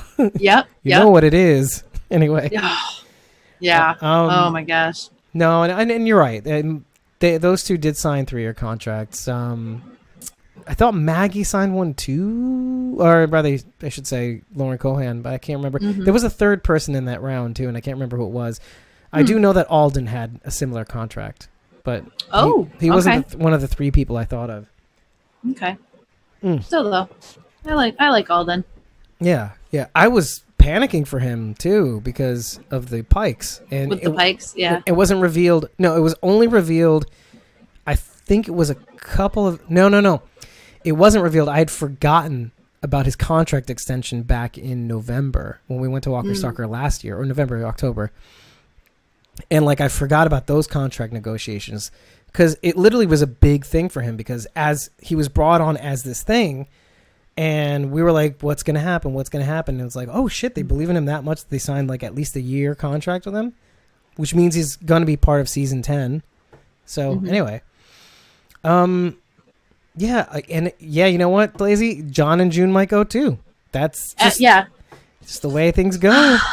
That's another reason I don't like when people get in relationships on either of these shows, because as soon as you are in love and happy, one of you dies. That's just, those are the rules. Yeah. John and June seem to be the first ones, to be the exception to that so far. Right. But and there's nothing wrong with that. I mean, there's nothing wrong with either or. It's like you want, I don't begrudge anybody who want people to stay. But like then it turns into this really ugly thing, and it kind of goes back to our Twitter thing and our Instagram thing where we see this kind of behavior, like down to like the showrunners, like, oh, Alicia's supposed to be the leader and blah blah. Well, obviously they don't think that. I think they're. Then this is me just explaining it. Like, obviously when we started watching the Walking Dead, it was from the perspective of Rick Grimes, right? We saw him as the lead protagonist, and then somewhere along season 3, season 4, we start seeing a de-emphasis of Rick Grimes being the main protagonist. We start seeing them shift to a little bit of Glenn, a lot of Michonne, okay, as the first person to see, along with Carl, that there could be a future. Which kind of, and I was trying to say that to those people, and it's just like, dude, I'm all for that. And so when you look at Fear the Walking Dead. And yes, I mean, obviously we saw we started seeing Fear the Walking Dead from the perspective of the Clark family, and Travis dies, and then obviously Nick dies, and then Madison dies, and there's Alicia. She's the last one. Well, I mean, can you build a show around a single protagonist anymore? That in a world where we're trying to de-emphasize main protagonists. No. But from Rick Grimes to Alicia, like we knew about Rick Grimes leaving the show, or not us. The showrunners knew back at the beginning of season 8. Mm-hmm. They knew before that year even. They're like that he was angling towards leaving the show. Right.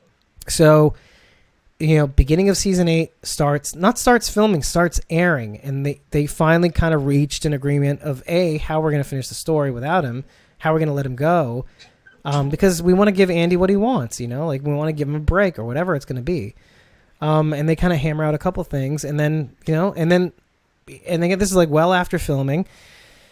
And so they film a couple of scenes in May of last year, or the year before, about season 9, and then they make their exit. But then you have to realize all this time you had Fear the Walking Dead filming during the course of TWD season 8, like the end of it, I think it was, or like the mid to end of it. Like they were finishing the back half. So they're already trying, and this is like about the time where Scott Gimple is recusing himself as the showrunner. He's angling towards being just the content manager or whatever it's going to be. So bottom line is that, like, it's no wonder why they're de-emphasizing Rick Grimes as the lead.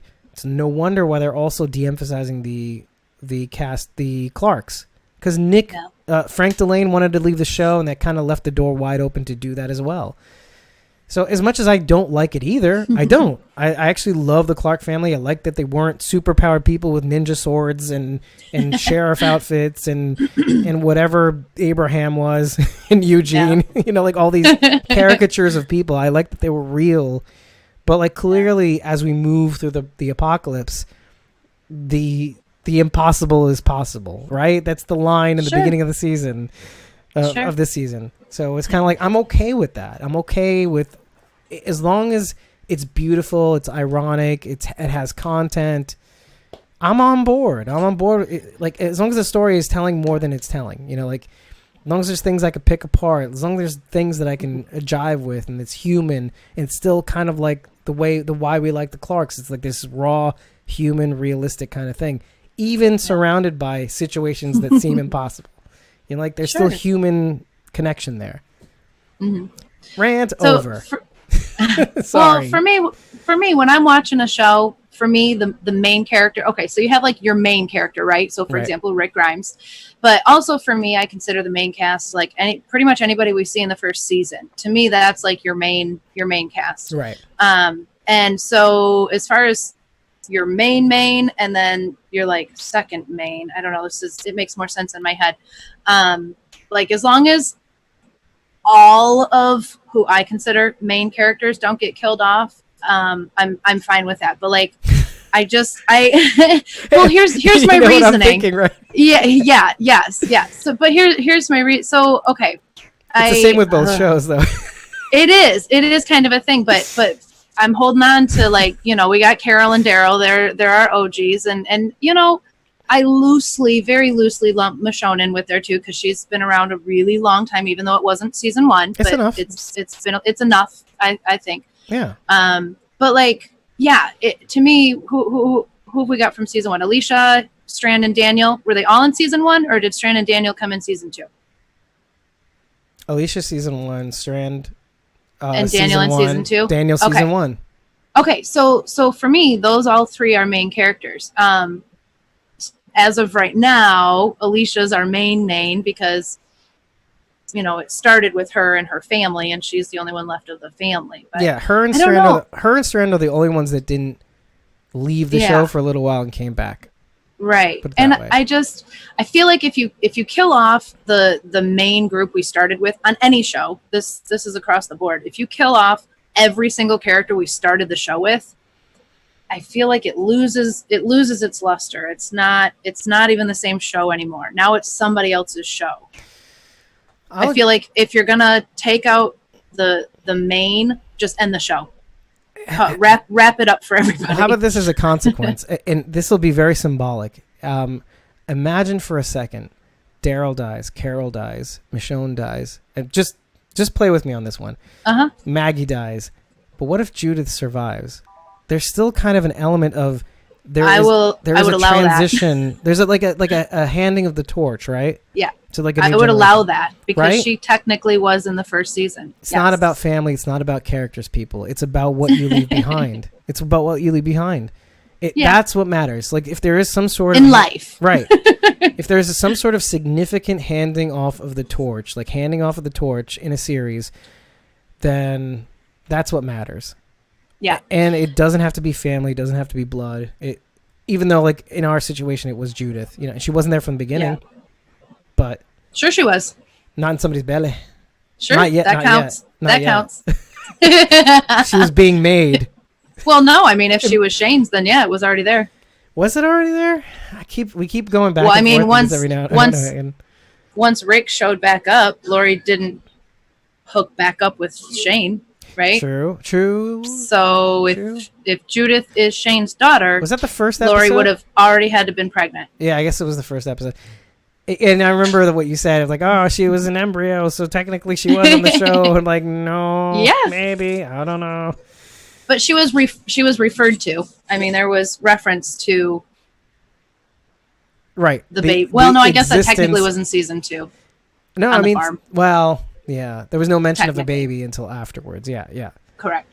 Yeah, but still, in my mind, Judith is an original. Yeah. I mean, yeah. She the idea of Judith was conceived in the first season. And she wasn't the technically she was only in the comic for a little while.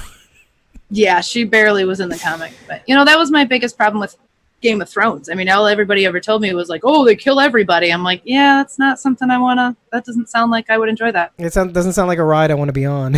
No, not at all. It's like I like when we have our hero and the one main makes it, a good example is another example is like Sons of Anarchy. Okay. Jax was the main, and there were so many times you thought he was going to die or leave or whatever, but we end the show with him. So in that, I think that's how I like my shows to wrap up. Yeah. I'm okay with and again, I'll go back and forth on this, but I'm okay with it with other people ending the show as long as there's some sort of symbolic or even tangible handing off of the torch in some fashion narratively. Okay. Clearly, something very clear. Clear, significant, an idea. Yeah. Even if it's just an idea of here, this is going to you, this whatever this responsibility is, whatever the Alexandria, here's Alexandria, you keep this place alive in your heart, and you reference us in future episodes. Yeah. You reference Sasha in another episode, which, by the way, congrats to Sonequa Martin Green for winning that Saturn Award for Best Female Lead. Yeah. In Star Trek Discovery, which is an amazing show. I don't care if you don't like Star Trek. It's not your father's Star Trek. Really, it's not your grandfather's Star Trek. This is insane. It's the way you felt about the Star Trek movies with what the hell's his name? Not Cal Penn? No. Who were the dudes? What was the dude from? Oh man, I'm gonna die. I can't remember his name. But the J.J. Abrams Star Trek movies. Okay, think about that, but then take it one level better. It's even better than that. Then the story is so airtight. It is so the arcs are so great to watch. It's intense. I can't watch more than one episode in one night. I mean, and her acting is so on point. It gets better and better with every episode. And it's torture porn too, because it's tough to watch. Huh. I might have to watch it. Yeah, from a Star Trek series, it's really heavy. It's really, really heavy.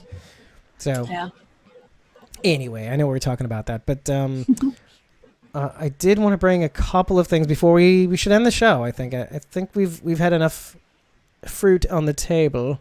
I know. I was gonna say, I think I pretty much said everything I was thinking. Yeah. Do you have any questions? I mean, because I thought there was so I did want to bring this one thing up that's actually tangible instead of ethereal. The map with all the keys that Althea films. Okay, one of the only legible names that's on that map is Super Lanes.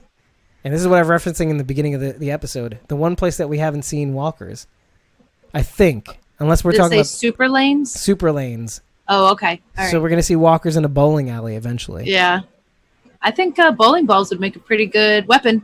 Indeed. Or like rolling a walker head down the lane. You might get a bit of a wobble. Strike. No, I meant the ball. That's funny. Oh yeah. And the pins are all walkers, and they just fall down. They're all like legs and arms. Just like. Yeah. What if they're all heads? What if the pins are heads too? Like, oh yeah, there you go. That would work. What if they're all baby heads? Anyway, sorry. Get back to that. Oh geez, couldn't help yourself. Just give the internet more fuel. Yes, they're baby arms and limbs. What are you gonna do about it? I made it up in my head. I don't mean it in real life, you fucking idiots. You fucking idiots, and I'll say it directly to you. God, you're so stupid. You're so stupid. Anyway, let's move on. So. I just need a little rage. I just need a little, get out of myself. It made me feel terrible inside. Did you know that? Because they've drug you down to their level. It's so bad. And they beat me with baby arms and legs. Yep. Just don't engage. Don't give them what they want. That's what they want. It's still going on. They want a fight. They want a fight. If everybody just ignored every negative comment, they would eventually get bored, right? They want to be heard. They want to be seen. So let's not give them what they want. Nah, we're not going to give them what they want. Blaze is saying one's going to get stuck in the ball return. That could be a problem. Oh, nuts. And it's like still alive. Oh, careful. Don't grab. Oh, whoa. That's not a ball. Oh, my God. If they grab a walker by the nose, the nostrils, and like try to... that...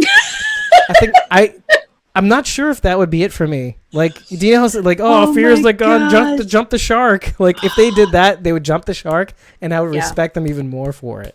They would be entering Z Nation territory with that kind of that was just a hokey zombie show. I wouldn't mind if it was a Z Nation done right, right? Like if it was Z Nation done right, like a Z Nation that knew what it was. Because that was my problem with Z Nation. Z Nation was like, are we serious or are we ridiculous? Are we serious? They're ridiculous. No, but they tried to be serious. That was their problem from the beginning. I thought even the serious parts were pretty funny. Oh, yeah. No, that's the problem. It wasn't. You could tell that's not what it's supposed to be. But it was. The whole thing was just a giant joke. Yeah. As long as you took it that way, you were fine. Oh yeah, and then late in the later, were there 5 or 6 seasons of Z Nation? I'm not sure, but like the last 2 seasons, there were a ton of jabs at The Walking Dead. Oh my God, yeah, it was hysterical. Yeah, it was so funny. Oh my God, I'm just trying to see. I'm like, all right, now they're just doing it on purpose. Okay. Yeah, exactly. Well, they did it from the beginning. There was a line about puppies and kittens. And it ran throughout the series, but that line was originally from The Walking Dead. Puppies and Kittens? Yeah, first season. Oh yeah. I would Google it. You'll find who said it and exactly when. In fact, I don't know. It sounds like a very Glenn thing to say. Could be. But I'm telling you right now that that line originally came from The Walking Dead. Yeah, so, I wouldn't be surprised. I mean, at all. Z Nation did that a lot. Yeah, Z Nation had its way paved by The Walking Dead, for sure. Oh, yeah, absolutely. I mean, and that's not a slight. That's kind of like an homage, That's fine with me. We watched it. We watched all of it. I thought it was hilarious. It was great. It's like the Sharknado of zombie shows. Yeah, exactly. Like once you finally got over the hump of season, I think it was 2 and 3, I think it was, or 3 and 4. Yeah. Like you get to 5 and it's like, this is kind of cool. Is 5 when her hair changes? Because that was when I was like, all right, then I just can't take anything seriously anymore. Yeah, but then it goes back to normal, I think, doesn't it? Or something happened. Yeah, there's like a whole season where it's blonde, and then something happens. It was white. Yeah, it was like white. Yeah, and then it does go back to normal in like a split scene too. Like I'm like, really? We're not even going to question the hair. Okay. All right. Let's just move on, right? We're just going to skip right over that. Okay. But then like the whole megalomaniac of what's his name? I can't, like, he just goes back and forth between being a good guy and a bad guy, and it's just like, the good looking guy? Is that who you're talking about? Or Scorpion? No, I want to know who the good looking. Oh no, I'm talking about Murphy. Oh, Murphy. Yes. Yeah. Murphy. Not exactly a good looking guy in the show. Not a bad looking guy. In real life, he looks phenomenal now. They probably all do. Yeah, it's true. The show kind of makes him look gross. Yeah. I have a question. Do you think Morgan will make it in time to see Grace? I think we do see something in the sneak peeks. All right. I can see this going down both ways. And here's why. Because let's say my first instinct is to say no, he doesn't make it back in time because he's feeling really good right now. He's, shed the weight of the Jenny and Dwayne guilt. He's feeling good about himself. I think a part of him he's going to allow himself to have feelings for Grace. And so, no, he won't make it back in time. Right. Because we want it to happen and won't. Is that what you're trying to say? Exactly. Yeah. Pretty much. Yeah. But if he does, would you be happy? That would be wonderful too. That'd be great. Yeah, even if it's just in time to say goodbye or, I kind of like ya or whatever. You know? And you know what? Even if it is that, let's say she makes a full recovery. Great. Yeah. Let's say she doesn't. And they do have the ability to say goodbye. Unlike with Jenny, with he and Jenny, right? I think to a certain extent, well, I guess not. I don't see that he and Dwayne had a chance to say goodbye.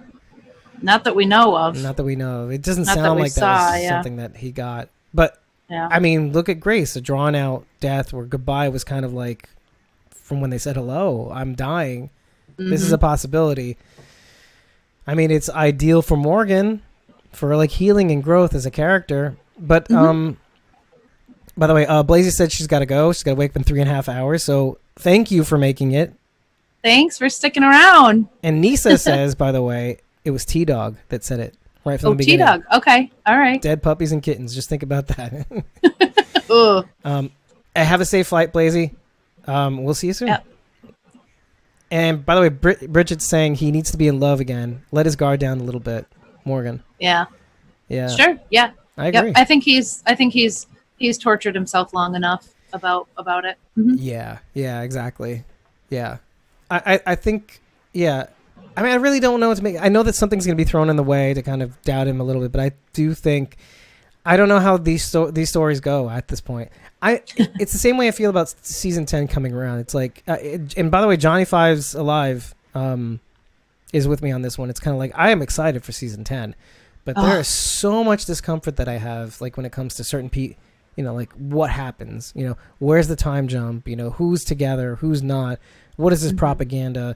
Are we going to see Maggie? How's that relationship going to bear out? Like there's so many things that are up in the air. Like the relationship between, or the lack thereof, of Carol and Ezekiel. There's something there that's not there, and it's just bad. Everything is awkward, it seems to me. And I like that, but it's also uncomfortable. Like I'm not excited to see the awkwardness, I think it's a good place to start because now we get to see how they're going to fix it all, right? Yeah, yeah. And I feel that's why I feel about Morgan. That's why I said that. It's like now we're kind of in a place, really completely uncharted territory where Morgan says to Althea, as he's about to talk about the Father's Day card, he's like, you know what? I'm good.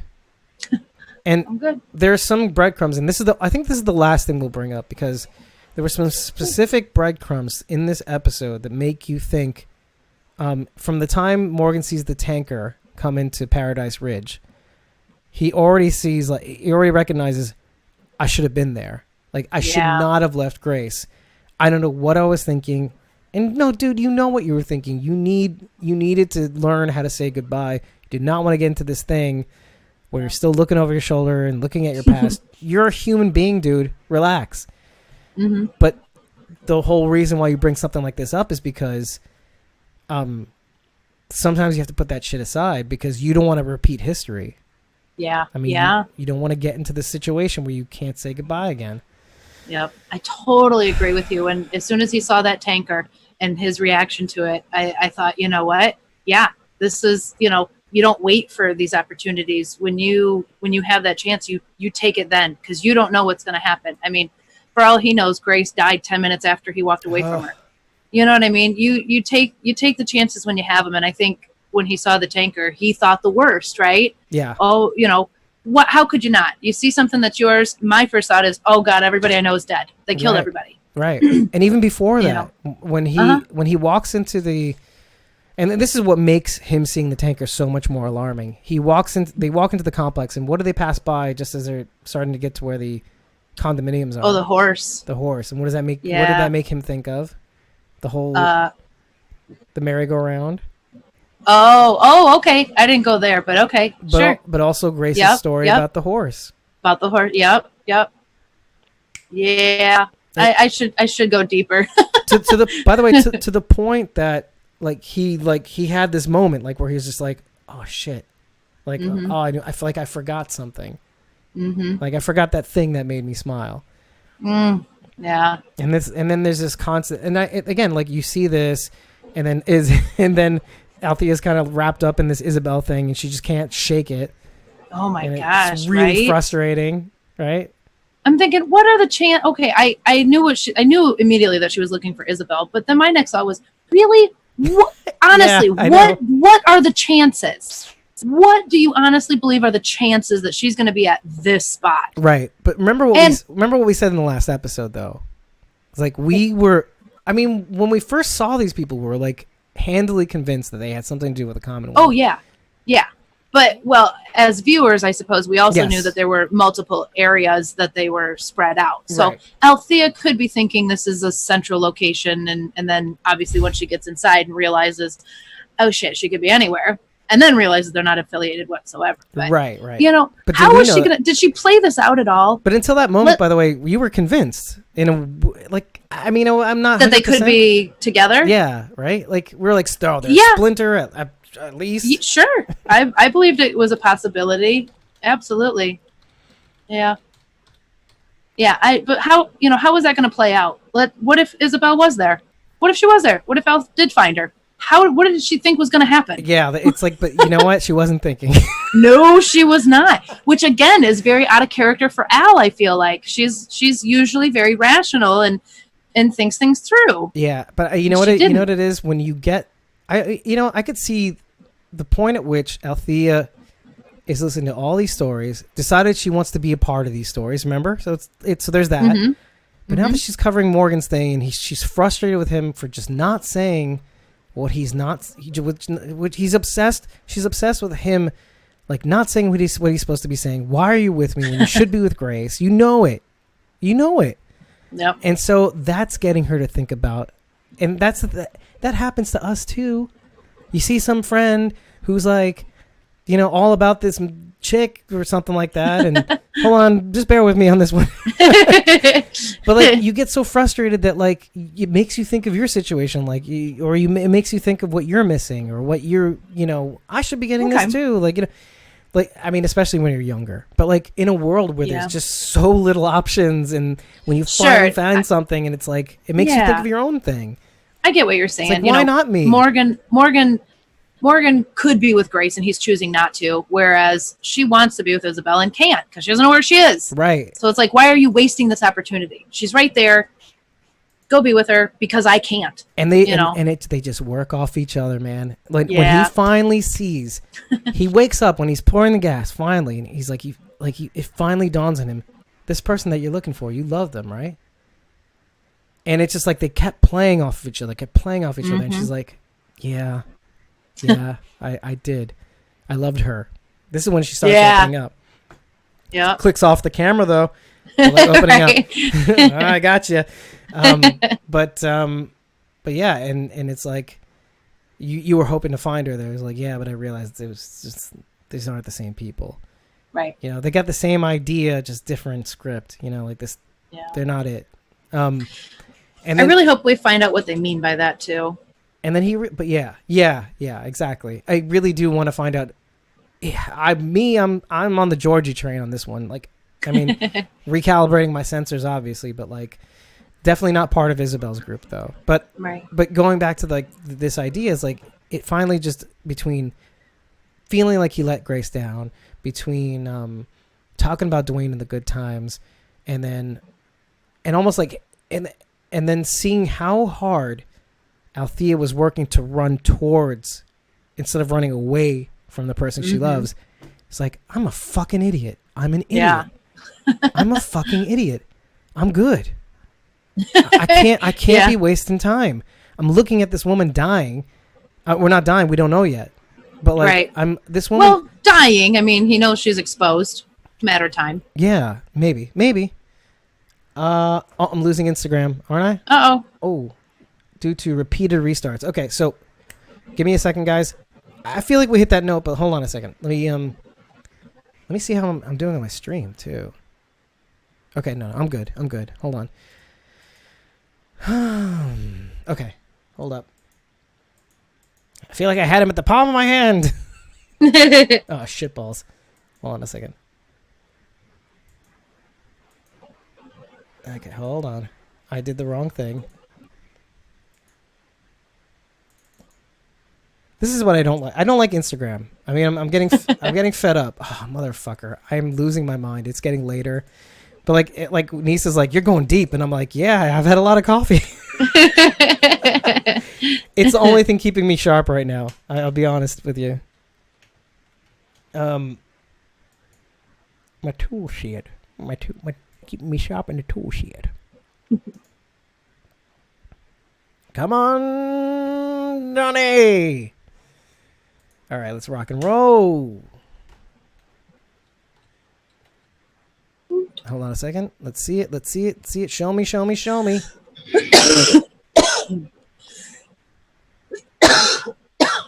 God bless you. Okay. All right. I think we're live. Let me just refresh this stupid thing.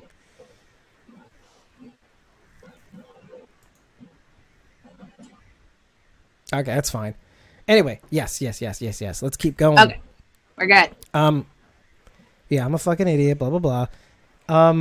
Yeah, and it's just frustrating. And then it just clicks like there's no time for this. Yeah. Like I can't make the same mistake again. That's the thing. I can't make the same mistake again. Yeah. And then he gets on the thing, he's expecting to be able to do that, and now it's like, oh, it's happening. It's going down. I'm not making that same mistake again. I feel like there's an element of history repeating itself again though. And I can't remember, there's a moment where there's a similar thing. Okay, in the last episode when Logan is trying to go after, trying to save, what is her name? Serena?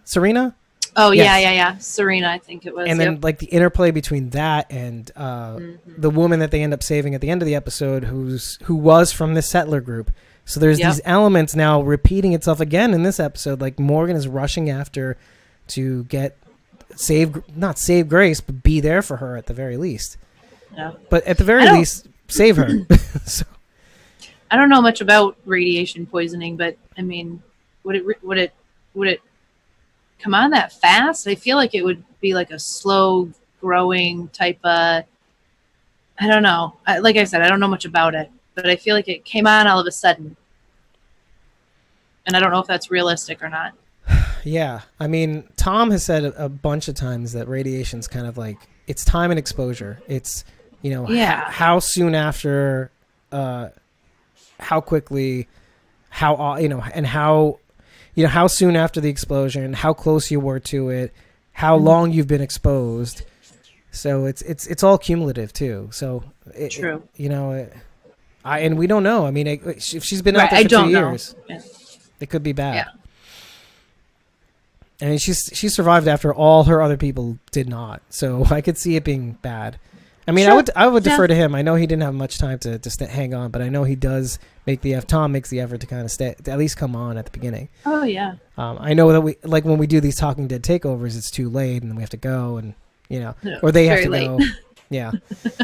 But I mean, I do think about that. I have seen like in one frame she's on the floor of the MRAP, which is in the sneak peeks. But in another, she is, I believe she's up, and I didn't see if she was walking with the convoy in that kind of Trail of Tears-esque kind of thing.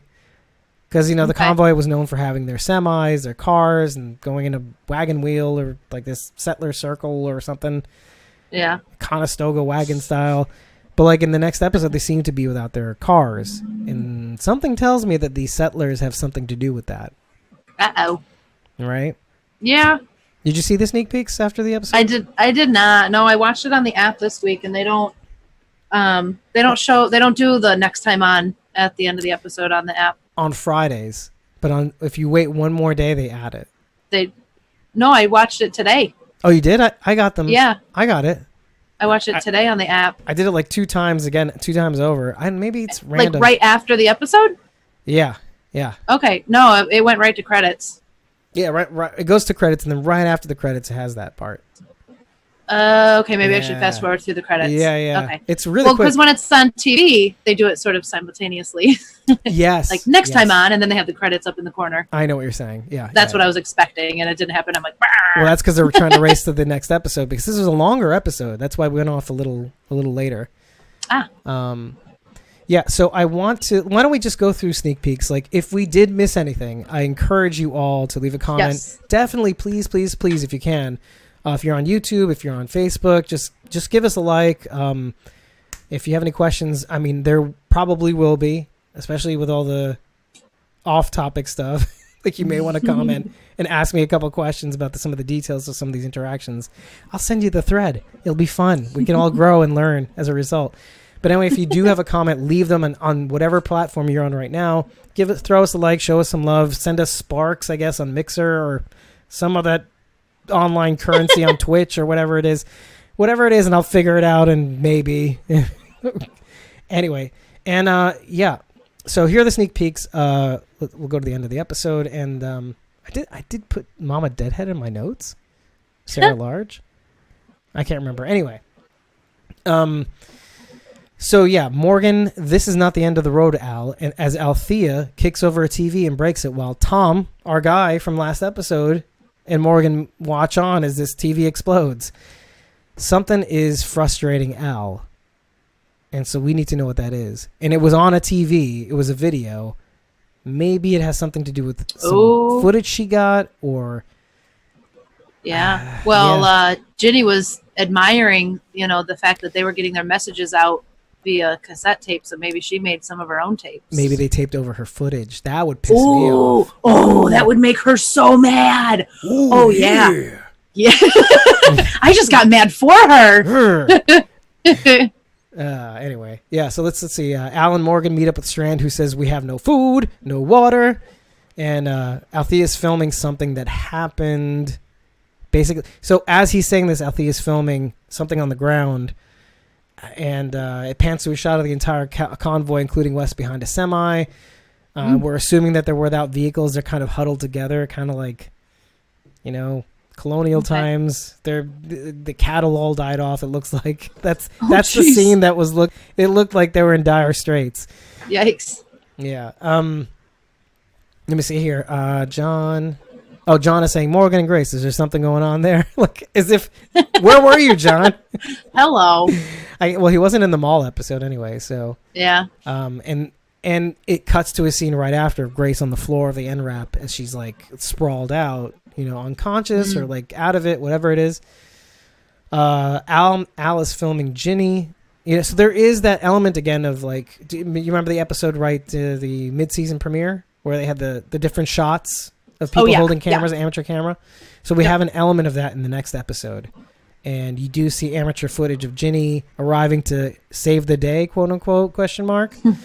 While Dwight is retaliating, he's got his pistol out. He's about to shoot her. He's like, I'm not going to apologize for my methods. And then like these guys are shooting guns in the air, attracting a herd on purpose. And it looks like they're going to have to abandon their rigs probably as a result. And she says while they're doing this, call the kids to dinner. Yeah, Ginny's. This is what I was saying. I was going to say, I wrote this in my notes. I'm like, there is this element of Negan with her. Like that kind of like, I'm going to show you we have the goods to survive, right? Yeah. Seems like she's enjoying it too. Yeah, and not like Negan didn't enjoy it. But that's what I'm saying. Yeah, they both enjoyed what they had to do. Yeah, but where they differ is their definition of like use. Was it what is it? Resourceful. Essential. Yes. Being essential. Negan looked at everybody being a cog in the wheel. Like people are a resource, right? Mm-hmm. This bitch is like, oh, we got this. We don't need all of you. Only if you have something to offer. The chaff can fall from the wheat. That sort of thing. Like, let's take the best of the best. It's like eugenics Negan, like Hitler Negan. Oh my gosh! Just Negan with a little Hitler mustache. That's Jimmy. Yeah. Anywho. Well, if they keep throwing characters out at us that are worse than Negan, it's going to make it a lot easier to be sympathetic towards him. Yeah. Exactly. Yeah, and that's a really good way of looking at that. Like, at least she's not Negan, or sorry, at least Negan's not her, right? Yeah, Negan wasn't that bad. Yeah, there is a good that is a good way of looking at it too. And again, like I'm still like not like as much as I want to be. I'll admit it. I want to be pro Negan. Like, there's a huge part of me is like, well, guys, come on, really? I don't know. I don't know if I'll ever be pro Negan, but I can see how he would be useful. Like utility, right. And I'm 100% down with you. I think it's, look, there are fan accounts, obviously. There are people who are like, I want JDM in my pants. But I'll whatever. No, I have no quarter with them. They're just crazy. But then they're well-meaning people who just forget. But I don't know. This is not a TWD rant. I do want to talk about this one last sneak peek, and that, by the way, people are laughing at Hitler Negan now. So anyway, nice. But this last scene is what's really important because I'm getting some major vibes, like TWD season 9, Rick on a bridge it's about to explode vibes. Because you see Morgan and Charlie, I think there. I believe Dwight. There's a bunch of people on the bridge. And there's a semi on the other end of it, and they're on it, and like something breaks, and it's a whole thing. And there's really like a similarity between like the two seasons. Mm-hmm. And like a walker falls on Al, and this other cut, and Convoy is walking across the field like it's the Trail of Tears. And it's looking some dire stuff down here. Ooh. Painting a very grim picture. And then Dwight's asshole saves the day. Does he? No, but that'd be funny. Maybe. That'd be cool. I don't know. I still want Dwight's asshole to make a turnaround. I do. I do too. Otherwise, what's the point? Well, otherwise, what's the point? I look at everything like, there's like the emotional side of it, and I like watching it, but I also think about like structure and storyline and purpose and put this scene in here so it makes sense later and like, things like that. And so I don't see the point of having that scene between Dwight and his asshole if something's not gonna come of it. You know what I mean? I know what you mean. Did you picture Dwight talking to his asshole? It sounded like you said Dwight in his asshole. And his asshole. No. That's what made it funnier. Me course correcting, and then that's also funny. But yeah, I still think I still want to believe there's a purpose for it. Yeah. And it wasn't to, be further screwed over by him. Right? Yeah, exactly. I'm with you. I'm 100% with you. And in that, I guess, look, we'll call it a night from here. Again, I want to reiterate, if there is something we missed, and do you think there's some value in talking about with this episode? Because I did not cover everything. I have a whole bunch of shit down. I like the Twinkie. The Twinkie as a Cinnabon substitute, which is not a big deal. I love Virginia's quote, spaghetti. Spaghetti is simple, and it's usually... Wait. What is it? Spaghetti is simple, and it's always messy. You always get messy. One way or the other, yeah. Something I wrote down the quote really wrong really quickly. And I wanted to say, like, last I checked, spaghetti was probably the easiest dish to make pre-apocalypse. Definitely. As a guy in a dorm or something like that, it's like just spaghetti, water. Yeah, you got a meal. Good for a whole week. Let me see. That's there, and she has other lines too. Like, okay, so the last line I'll say, and this is right before we'll quit, is that She says something like, was it, why suck on a stone when you can have soup? And I love that line. Slurping soup, yeah. Slurping soup, right. Yep. Have you ever heard the story about stone soup? Yes. I know I have. I couldn't recite it. The show brought that up too, but I'm not sure. But I know that I have, yeah. Well, as the fable goes, and I think it's a Jewish one, the townspeople are running low on food, and there's only a little bit of soup, but each one of them puts a stone in the soup to kind of make it look like it's fuller. Mm-hmm. And in that, they kind of all have they still have a little bit of soup, but it looks like it's fuller. It looks like, they're calm, and it looks like they have a lot when they don't, And mm-hmm. so the idea is you're sucking on a stone when you can be slurping down soup, you mm-hmm. could be with us, so, yeah. But the parable is all about, community and just pulling together and faking it till you make it and making it through another day. And there's just something beautiful about that. So, but yeah, I guess Ginny does not think so. Other than that, I think that's it really. Yeah, I think that's enough. Fixing Morgan's stick, that was another one. Like, I don't know what that means later on, because I really didn't know what to think about that, because part of what we liked about Morgan's broken stick is how he looks at it and how he associates that with Grace. With Grace, yeah. Right. It may be imperfect, but it's my imperfect, Mm-hmm. So I don't know how to think about that. Anyway. That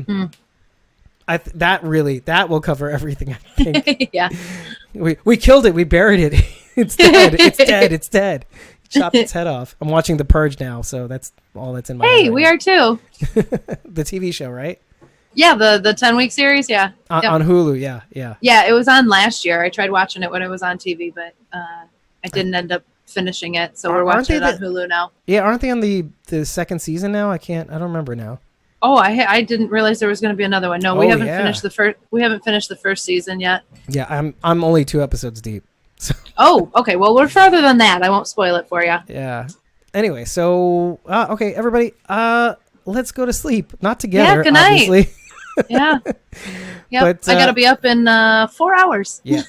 Well, just everybody remember to be kind to each other. When you're online, look at the big picture, take a step back and realize you don't have to answer every call. You don't have to answer every bit of hate, or you don't have to respond to you don't have to get involved in every little thing. If you see something nasty, report it. If you see somebody getting on your case for no reason and thread jacking you, just mute or block them. Give it a good DM. Take it to the side and maybe DM them. But at the same time, if you can't seem to kind of reach a common ground, doing it out of respect in a DM, just do yourself a favor. Life is too short. It's like Morgan. Life is too short. And sometimes, love is what's important. And that's what really, really matters in this world. So I will say that. And everybody have a good night. And we'll see you next week on Sunday, our last Sunday until Fear the Walking Dead comes back on season 6. So we'll see you then. Bye. Good night.